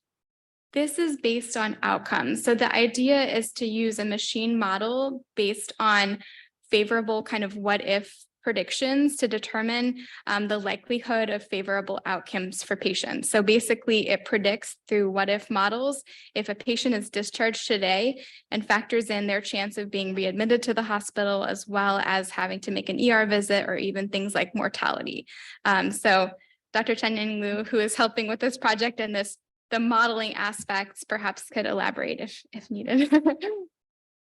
Sure. So it's a machine learning model that's predict if this patient is discharged today, will they suffer readmission, right, ED visit or mortality in the future? That's great. And congrats again on a really great presentation altogether. From the perspective of data gathering and for the model, what's the scope of this, right? Because I'm not sure if I got a sense of your before and after population, your derivation, your validation. How are we going to do that as part of this? So we've identified a data set which is going to be used, which is several years of clinical data from our institution, this kind of real world messy data, I believe it's called, to create the actual metric that we hope to implement in the EHR. With the implementation, we have 2 different major oncology floors that we could then track overall outcomes in terms of length of stay metrics, as well as readmission, if we were able to eventually implement this project in real time. So I guess to tag on to Dr. Day's question, the denominator of patients here, are we talking medical oncology, BMT, all comers, all admitting diagnoses? Like what is I think that's what you're maybe getting at with the scope. For the time being, we are limiting our patient population to just those medical oncology patients. Yeah, and if I may add, Patricia, I don't know, can you hear me? Okay. It's Mark Williams. Oh, And then Mark as my Mark is co-PI trying to from afar. come off mute. I am off mute. While we give Mark here a moment in our tech team, I know that there's a question in the audience, so why don't we go ahead? Yeah, let me just ask another question about the model. So I love the approach. I'm a little puzzled about if we're modeling based on things that predict their readmission, are we basically going to say, well, nobody with the social determinant of health is ready for discharge? Well, the idea is to incorporate the parameters of social determinant of health right into the model. So no, sorry. No. That's great. That's my point, though. It's maybe say it a different way. Modifiable versus non-modifiable things that we can do to ready a patient who isn't yet ready for discharge. I'm just wondering, in your model, are there ways to figure out the ways to act if you're coming up as a red light? Yes, that certainly is a wonderful question. And what we can do is to use model interpretation techniques, identifying the variables that are strongly associated with the prediction. And then, then out of those variables, you can identify, a clinician team can identify whether these are modifiable or not. But you're right, our general patient population is so sick that their readmission rate, no matter what, is very high. So, I think even having an objective metric of change, like a delta in how a person is when they come into the hospital, medical readiness versus the day of discharge, even tracking that could provide us with some helpful objectives to support to the decisions we make, because we may never get a patient past a 40% readmission risk calculator just based on the previous models that we've had. And can I be heard by everybody? And can we hear Mark at all?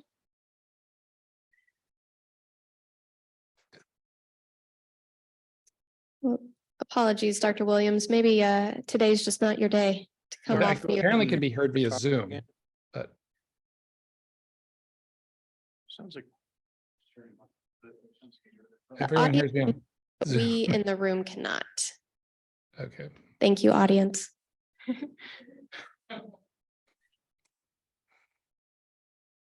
a question. Sure. So,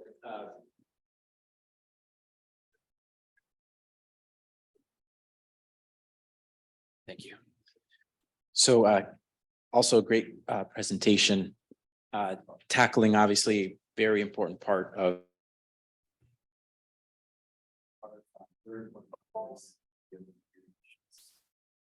what happens if someone has a yellow light? Does that mean, or red light, does that mean they can't dismiss? Or is that those indicators would trigger some type of action in the post dismissal phase of care? We view this as just a support to the decision that an individual clinician will make, because obviously the clinician is ultimately the decider of who is medically ready to discharge. And that, some that's okay. We want to have some objective metrics for the decisions we make. And give a boost for some people who need an extra boost. It's time. So we think it would be helpful to support our process, but it doesn't override.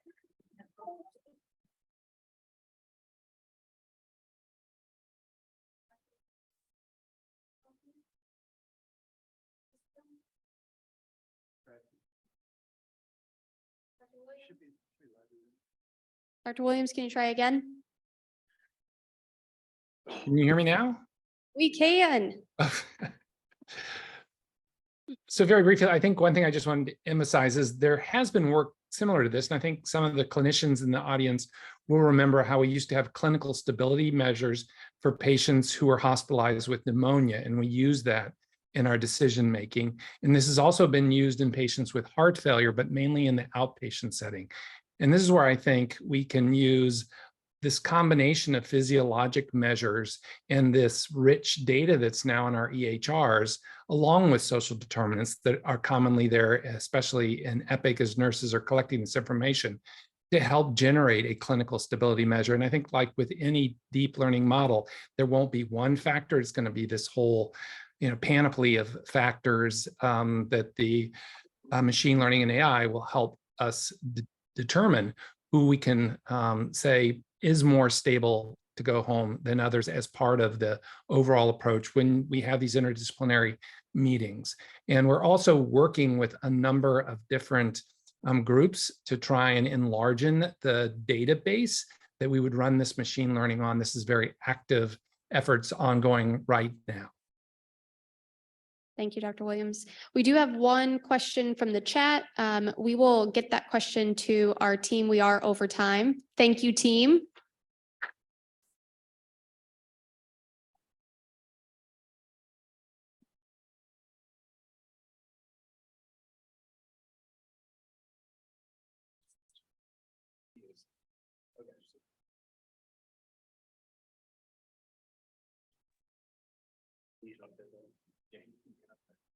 Dr. Pasha, can you hear me and say something so we can test this?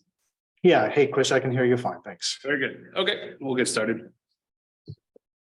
Okay, so my name is Chris Palmer. I'm an emergency medicine critical care physician, and on behalf of the Department of Emergency Medicine and our partners, Microsoft and Nuance Communications, our big idea is utilizing ambient artificial intelligence to enhance productivity, increase throughput, and improve the patient and clinician experience in the BJH ED. It's really no surprise or secret that healthcare is in a state of crisis. And I liken the COVID pandemic to an earthquake, but the tsunami of problems that many have already talked about are coming or are already here. And the BJH ED is usually ground zero for a lot of these problems, as the patients just use the ED as basically their safety net. And so a lot of these problems manifest there first. And this is just an example of me working on a slow Wednesday night at 1 o'clock in the morning. And we're very overcrowded. We're boarding a high number of patients. Our left without being seen rates are hovering around 10%, which is in the bottom third of our peer group, with hours to wait to see a physician. And our patient satisfaction scores are red across the board, bottom third of our peer group, as patients just aren't happy because they can't get back to see their physicians in a timely fashion. And if you put all these challenges on physicians and then expect them to do timely, accurate documentation to succeed with mission critical billing standards, you get burnout, which many of us have experienced. And so our big idea is really to leverage technology to help solve some of these problems. Instead of focusing on other solutions that are much more costly and not often within our control. So we want to use AI to be a workforce multiplier, augment our clinician abilities, enhance efficiency, reduce burnout, and get back to focusing on patient-centered care, which is definitely a BJC WashU priority. And so our proposal is to utilize DAX Express conversational and ambient AI, plus possibly GPT-4 tools for clinical documentation in Epic. This will be a BJH-ED pilot study, and notably, it'll be the inaugural use of this technology in an ED setting where chaos and episodic care reign supreme compared to an ambulatory controlled environment. And so our goals will be to improve operational efficiency, improve provider and patient satisfaction, as well as improve documentation timeliness and billing capture with our partners. The technology is basically you use AI on your phone to capture the encounter in real time. It then generates a clinical note that's transferred into the EHR that can be augmented with AI. It's really impressive when you see it in person, and that's what we're going to do now. We're going to do a live demonstration so you can see the power of this technology if it works. So I'm going to be the patient in the ED. Dr. Pasha, you can share your screen. He's going to be the ER physician. I have chest pain and one other complaint. Somebody shout one out. Rash. Okay, so I have chest pain and a rash. Dr. Pasha, are you there? Yes, hi, my name is Dr. Pasha. I'm actually one of the CMIOs at Nuance and Microsoft. Chris, can you hear me okay? I can hear you. Okay, so before I go to the bedside, I'm going to use a generative AI tool to scroll through the chart and make sure that I can understand the medical history and summarize any prior visits. So, hey, Chris, I'm Dr. Pasha. I'm going to switch to the mobile platform now. I'm on my phone now, and I'm going to click on your chart right here. And is it okay if I use the AI tool to capture your conversation to help me construct a note? Yes. And okay, sounds good. So I'm going to get started. So, Chris, I understand you're having some chest pain today and also a rash. So tell me more about that.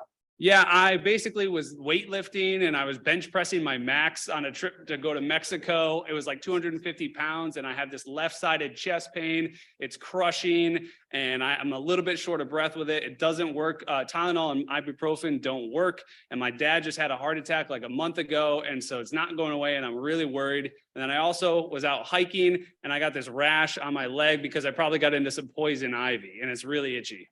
Okay. And how long has the rash been going on for now? It's just maybe 3 days. Okay. And do you bench press a lot? I mean, do you do this every single day or is this something that just a hobby? Yeah, I like to look good. Okay. So I'm going to examine you now. And on exam, your lungs are clear. On heart exam, you've got a 2/6 systolic ejection murmur with the left apex. I'll explain what all this means in a few minutes. And also on your lung exam, it sounds clear, no crackles, no signs of rales or rhonchi. Your calf exam, there's no calf edema or swelling. Homan signs negative. You do have a rash on your leg on the right side. It looks like a maculopapular rash with some vesicles on it. And also, otherwise, your exam's normal. I reviewed some of your EKGs before I came in the room. Shows normal sinus rhythm, no signs of any changes, no ST segment changes, so that's all good. And I also reviewed some of your previous labs before coming in Epic, and that looks good. So let me tell you what I'm thinking right now. For the chest pain, I think this is probably muscular, but I'm going to go ahead and order some blood work. We'll check some heart enzymes, make sure there's no signs of heart damage. I think this is all muscular kind of pain right now. For the second problem, I think this is probably poison ivy. I'm going to go ahead and give you some Atarax and also going to go ahead and give you some prednisone for the rash. But let's work up the chest. Let's stop there and then show them the transcript of that. Okay, sounds good. So you can see here what's happening is that audio is being loaded up to the cloud. I was at the bedside. I was able to use generative AI and conversational AI to create a note. You'll see that it's already created for me, and this would be available in the EMR. So let me scroll through here so you guys can see what we're talking about. So this is bringing in Chris's information from the EMR. I know he's not 20, but it brought it in from the EMR. But let's see how it did. Can you see that on the screen? Okay, Chris, on your side? Okay. And we are going to stop sharing screen now and finish up just in the interest of time. We can show this more during the Q&A session. But basically, the end of the story is that this technology is proved in an ambulatory setting to be highly operationally efficient. We're looking to test it in the emergency department. And we're hoping eventually that this would create a butterfly effect where we have a small ED pilot that if successful can eventually scale across the BJC system and hopefully in a dramatic exponential way. Thank you.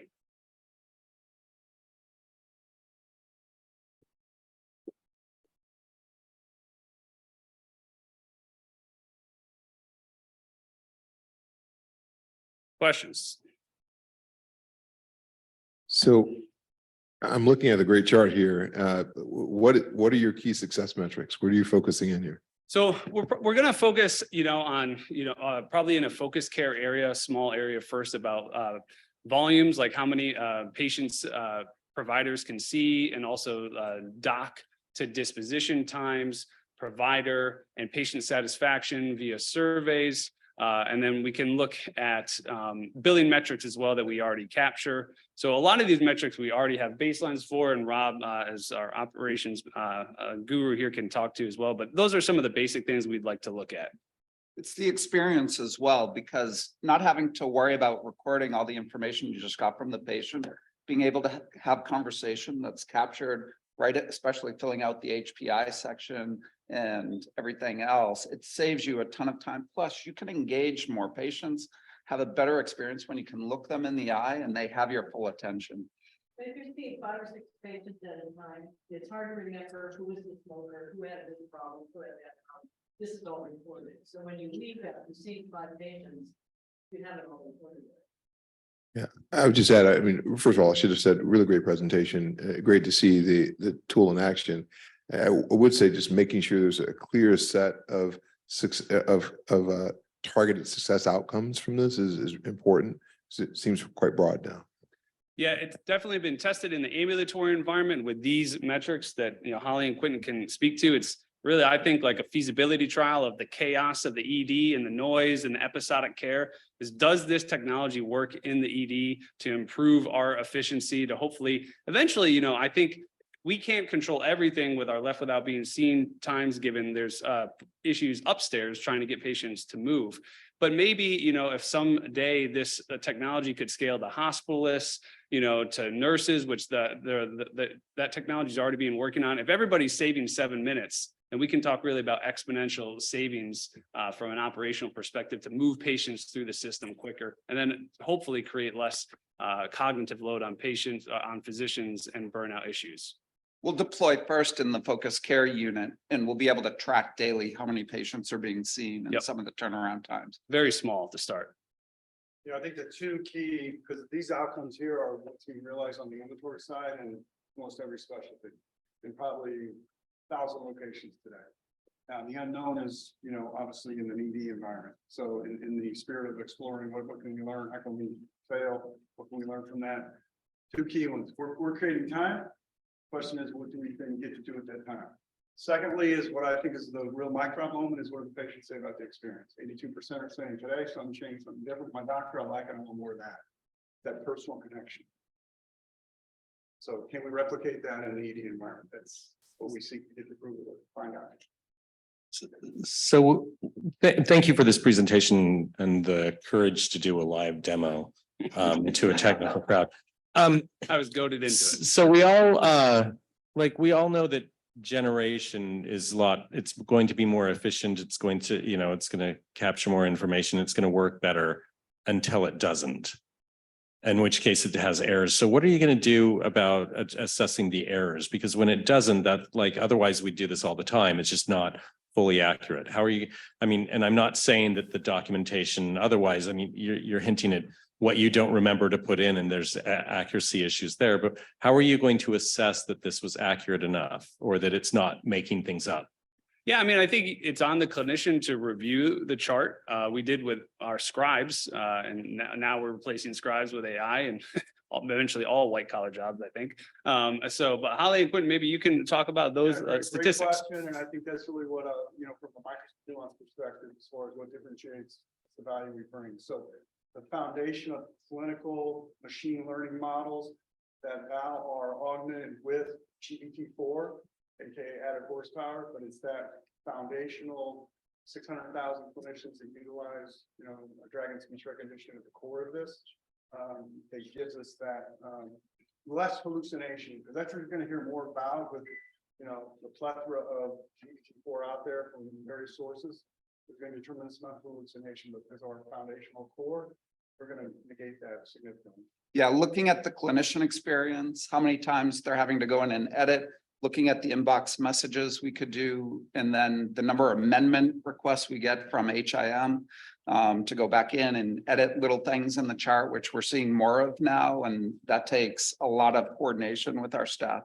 So I think there are some other metrics we can look at the side. It'll be difficult to do at a just on the focus care unit, but once eventually we expand it out, we'll definitely notice if there are any changes, and we'll keep track of it for this population as well.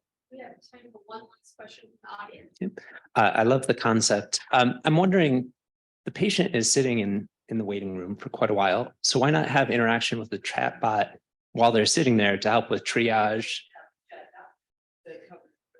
Which is probably better than it. But, you know, eventually this will go to telemedicine, this will go to all sorts of things like haiku, so that you can order directly by pressing the patient on haiku. But right now we have one doctor, often me, at night, covering 50, 40 patients in the waiting room. This would help.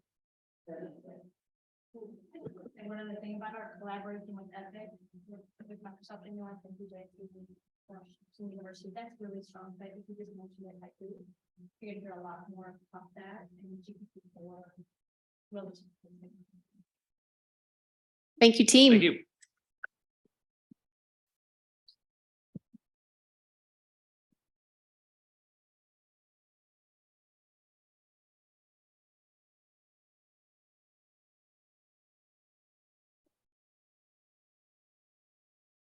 Hello, everyone. I just want to make sure Matt and Dr. Gold are able to speak. Can you guys try saying something, please, on the Zoom? Sure. Hey, everyone. Can you hear me? Yeah. Thanks, Matt. And that's me too. If you hear Matt, you hear me, I think. Perfect. Good afternoon, everyone. My name is Lyra Marina, and I'm a current MD PhD student at WashU. Oops. Today, I'm excited to present on behalf of Careless team, together with fellow medical student Matt Millett and PI Jesse Gold, on enhancing medical student mental health. So we've heard from a few teams today about the issue of burnout in our medical care system, and this doesn't exclude medical students. So meet Miguel, a medical student who is buckling under pressure. He feels depressed and can't open up to his friends about what he's going through.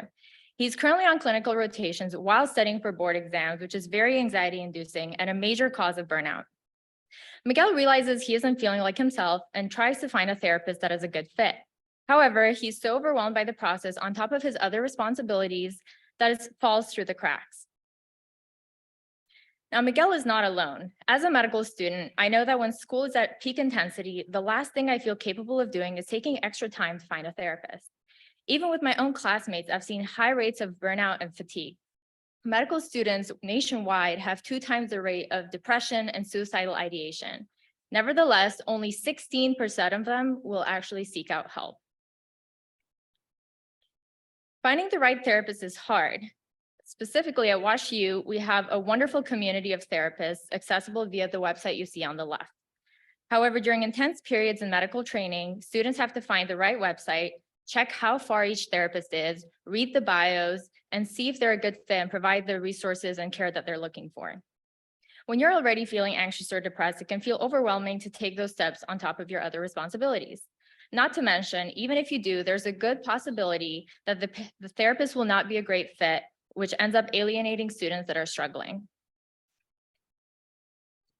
So how can we make this process easier? Well, we built a platform that does that. First, we get information on the therapists in WashU's community network. Then patients tell us what they're looking for in their therapy experience. And afterwards, we show them personalized matches that put all of the information into one place, as you can see on the left. And data shows that when therapists and patients have a better fit, the patients have better mental health outcomes. For example, if Miguel is seeking queer affirming therapists, show him therapists who are experts in that area, and we clearly indicate that on the screen. We make finding a therapist personalized, convenient, and effective. So let's look at how it works in a little more detail. Next slide. The information we gather. Yeah. It's frozen right now. Oh, there you go. Yeah, the information we gather broadly covers demographics, personal values, and social determinants of health. That all goes into our algorithm, which finds patients the therapists who are the best fit for them. And after patients see the therapist, they can write reviews that go and improve our algorithm. And that feedback also goes to therapists in a semi-anonymized manner, so they can also improve their own care going forward. So we've set up a multidisciplinary collaboration with the entire medical school, covering about 500 medical students and over 1,600 graduate students overall, with those 25 therapists participating, and they've also helped us put together the questionnaire that goes into our algorithm. During the study, we plan to gather data for a peer-reviewed publication, ultimately help other institutions as well. The data looks at the ease of finding a therapist, goodness of fit, and mental health of the entire student body over time. We have a multidisciplinary team that includes people from the medical school, student health, and the Danforth campus, including the business school. Our PI is Dr. Gold, who is a national expert in mental health and well-being, and she's based at WashU. And we have 3 medical students on the team, and we're building a tool to give back to our own community.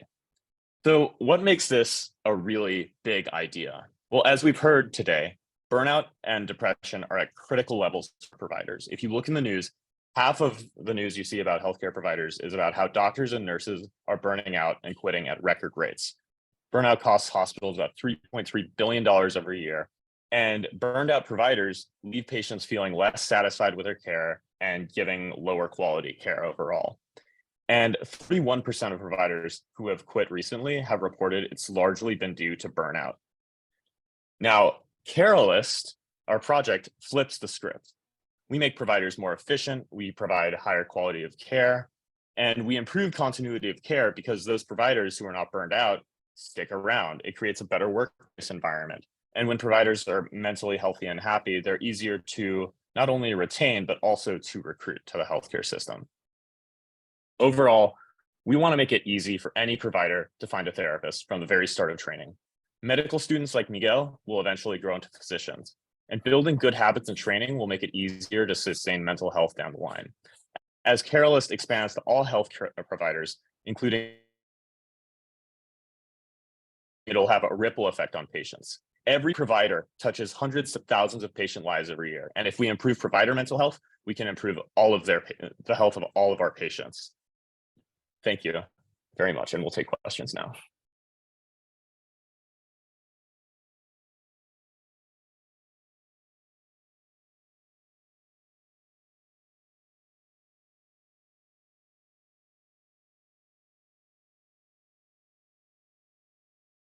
So thanks for that. A great idea, and obviously a big need. My understanding is you may find a great match, and then they would say, we can see you in what, 8 to 10 years, right? So how do we deal with the fact that I think there really is a shortage right now of availability among therapists, even if they're a great match for your particular style? Yeah, sure. So that was actually a very insightful presentation because I didn't know a lot about pediatric mental health, and I think our focus was on young adults or like adults stage level. At the moment, honestly, speaking to Dean Agard about the specific health center we have for medical students at WashU, apparently we're #1 in health center services, and we have 25 therapists for these 500 medical students or 1,600 graduate students. So I think the ratio here is not as bad as we would expect. The issue is underutilization. I often talk to classmates who have tried to make appointments, and sometimes they try to make appointments with the 5 internal WashU therapists, but we've basically partnered with 25 community therapists so that we can increase that access. So I think the issue right now isn't necessarily finding an appointment, it's actually going out of your way to make the appointment. And that's based off of just like also talking to my friends and seeing what it's like in the classroom environment. Can I also add something? Yeah, go ahead. Yeah, so I also think what we should be thinking about too is that the med student population is very controlled.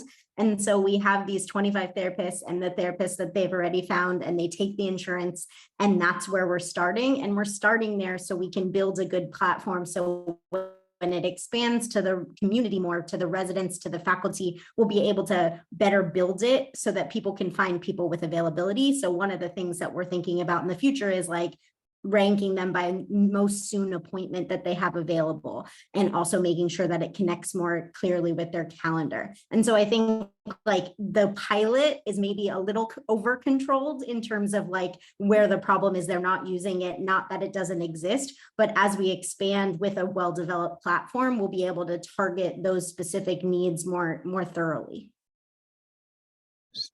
So first of all, thanks very much for a great presentation. It was good to see you guys carry this out or present this. Help me to understand how the difference between what you're presenting and what happens quite often in matching for personalized medicine through a number of different existing vendors. And I guess I'm trying to get my head around help me to see that this is big enough to be a big idea. Does that make sense? Yeah, sure. Matt, do you want to take this or do you want me to go for it? Yeah, so I mean, you can take it since you're there in person. I feel like it'll be Okay. So our idea, the focus of the presentation was really on mental health, right? But the platform is made to be greater than that. It's about just making a good fit between a physician and the patient. And there's so many situations where patients feel maybe unhappy with the care they received, and they maybe don't go back to the doctor. And so that's why we did this funneling up to like all providers, because the future of this program after a hopefully successful pilot would be that we increase how well a patient matches with their physician. And that means so much more than just like, oh, they got an appointment. It means they went to the doctor and they felt heard, and they felt like the doctor understood the issues they were dealing with every day, not just, oh, I have chest pain, but like I have chest pain and I can't afford this medication because I come from this community. And maybe this physician has more demographic characteristics that match or align with that patient, and therefore they can understand where they're coming from better, and they feel like they have a better relationship with the physician. So our survey right now is focused on enhancing match in terms of communication style, demographics, all kinds of characteristics with students and therapists, but that's supposed to get bigger and grander in scale with all doctors and all patients. Thank you. I mean, lead with the big. You have an instantiation of the big. Lead with the big. Lead with the big. Thank you. I mean, I would also just add that we tend to minimize how important it is that we take care of ourselves. I think we do a really good job taking care of patients, and we're really trying to take care of patients, but we often argue, how do I give more money to do stuff for patients? But we forget that all of us impact X number of patients every day, right? So it's really important that we end up central, even if maybe the population doesn't feel as big or maybe as in need when you think about it in comparison to other things. And so I just think it's really important that even if you look at the mental health side, that you're not minimizing that we have such a significant impact from our side, and we need to focus on ourselves, and we need to feel like we're focusing on ourselves so that people stay here and retain. And that's also been something we talked about kind of throughout other presentations. We are at time. I want to be respectful. Any follow-up questions? Would welcome you to connect with the team. Thank you, team, for that presentation.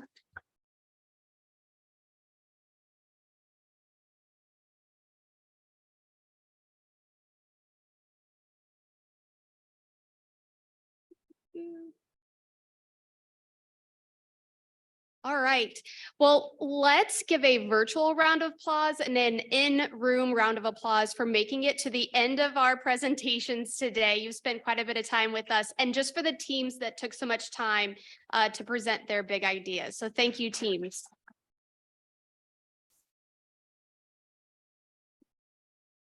A few logistics and next steps before I hand it off to my colleague, Philip. So our winners will be announced May 22nd. Audience voting, as a reminder, if you haven't been doing that, please do so. And we'll be collecting the judges' scores as well as we assess who will make it into our next cohort of Big Ideas. So look out for that announcement coming on May 22nd. And with that, I'll hand it over to my colleague, Dr. Philip Payne. Great. All right. I had the best job today because I just have to say thank you and then everybody can go on their way. So you can't ask for a better way to wrap things up. So again, I just want to repeat the sentiment that Ali already brought up and thank our teams. I also want to thank our judges. I know that this is, one of those other duties as assigned that might come up on occasion. And I know that our teams are very appreciative of your input and your insightful questions. So thanks for that as well. But perhaps the most important group of people in the room to thank are the phenomenal team from the lab who organized all this, particularly Ali and Kayla, Lindsay, Julie, and Megan. So let's have a round of applause for them as well. And I'll just leave you again, as Ali said, please engage in Chicago politics and vote early and often. We want as much input from you, and we'll look forward to the next stage of the process. So thank you.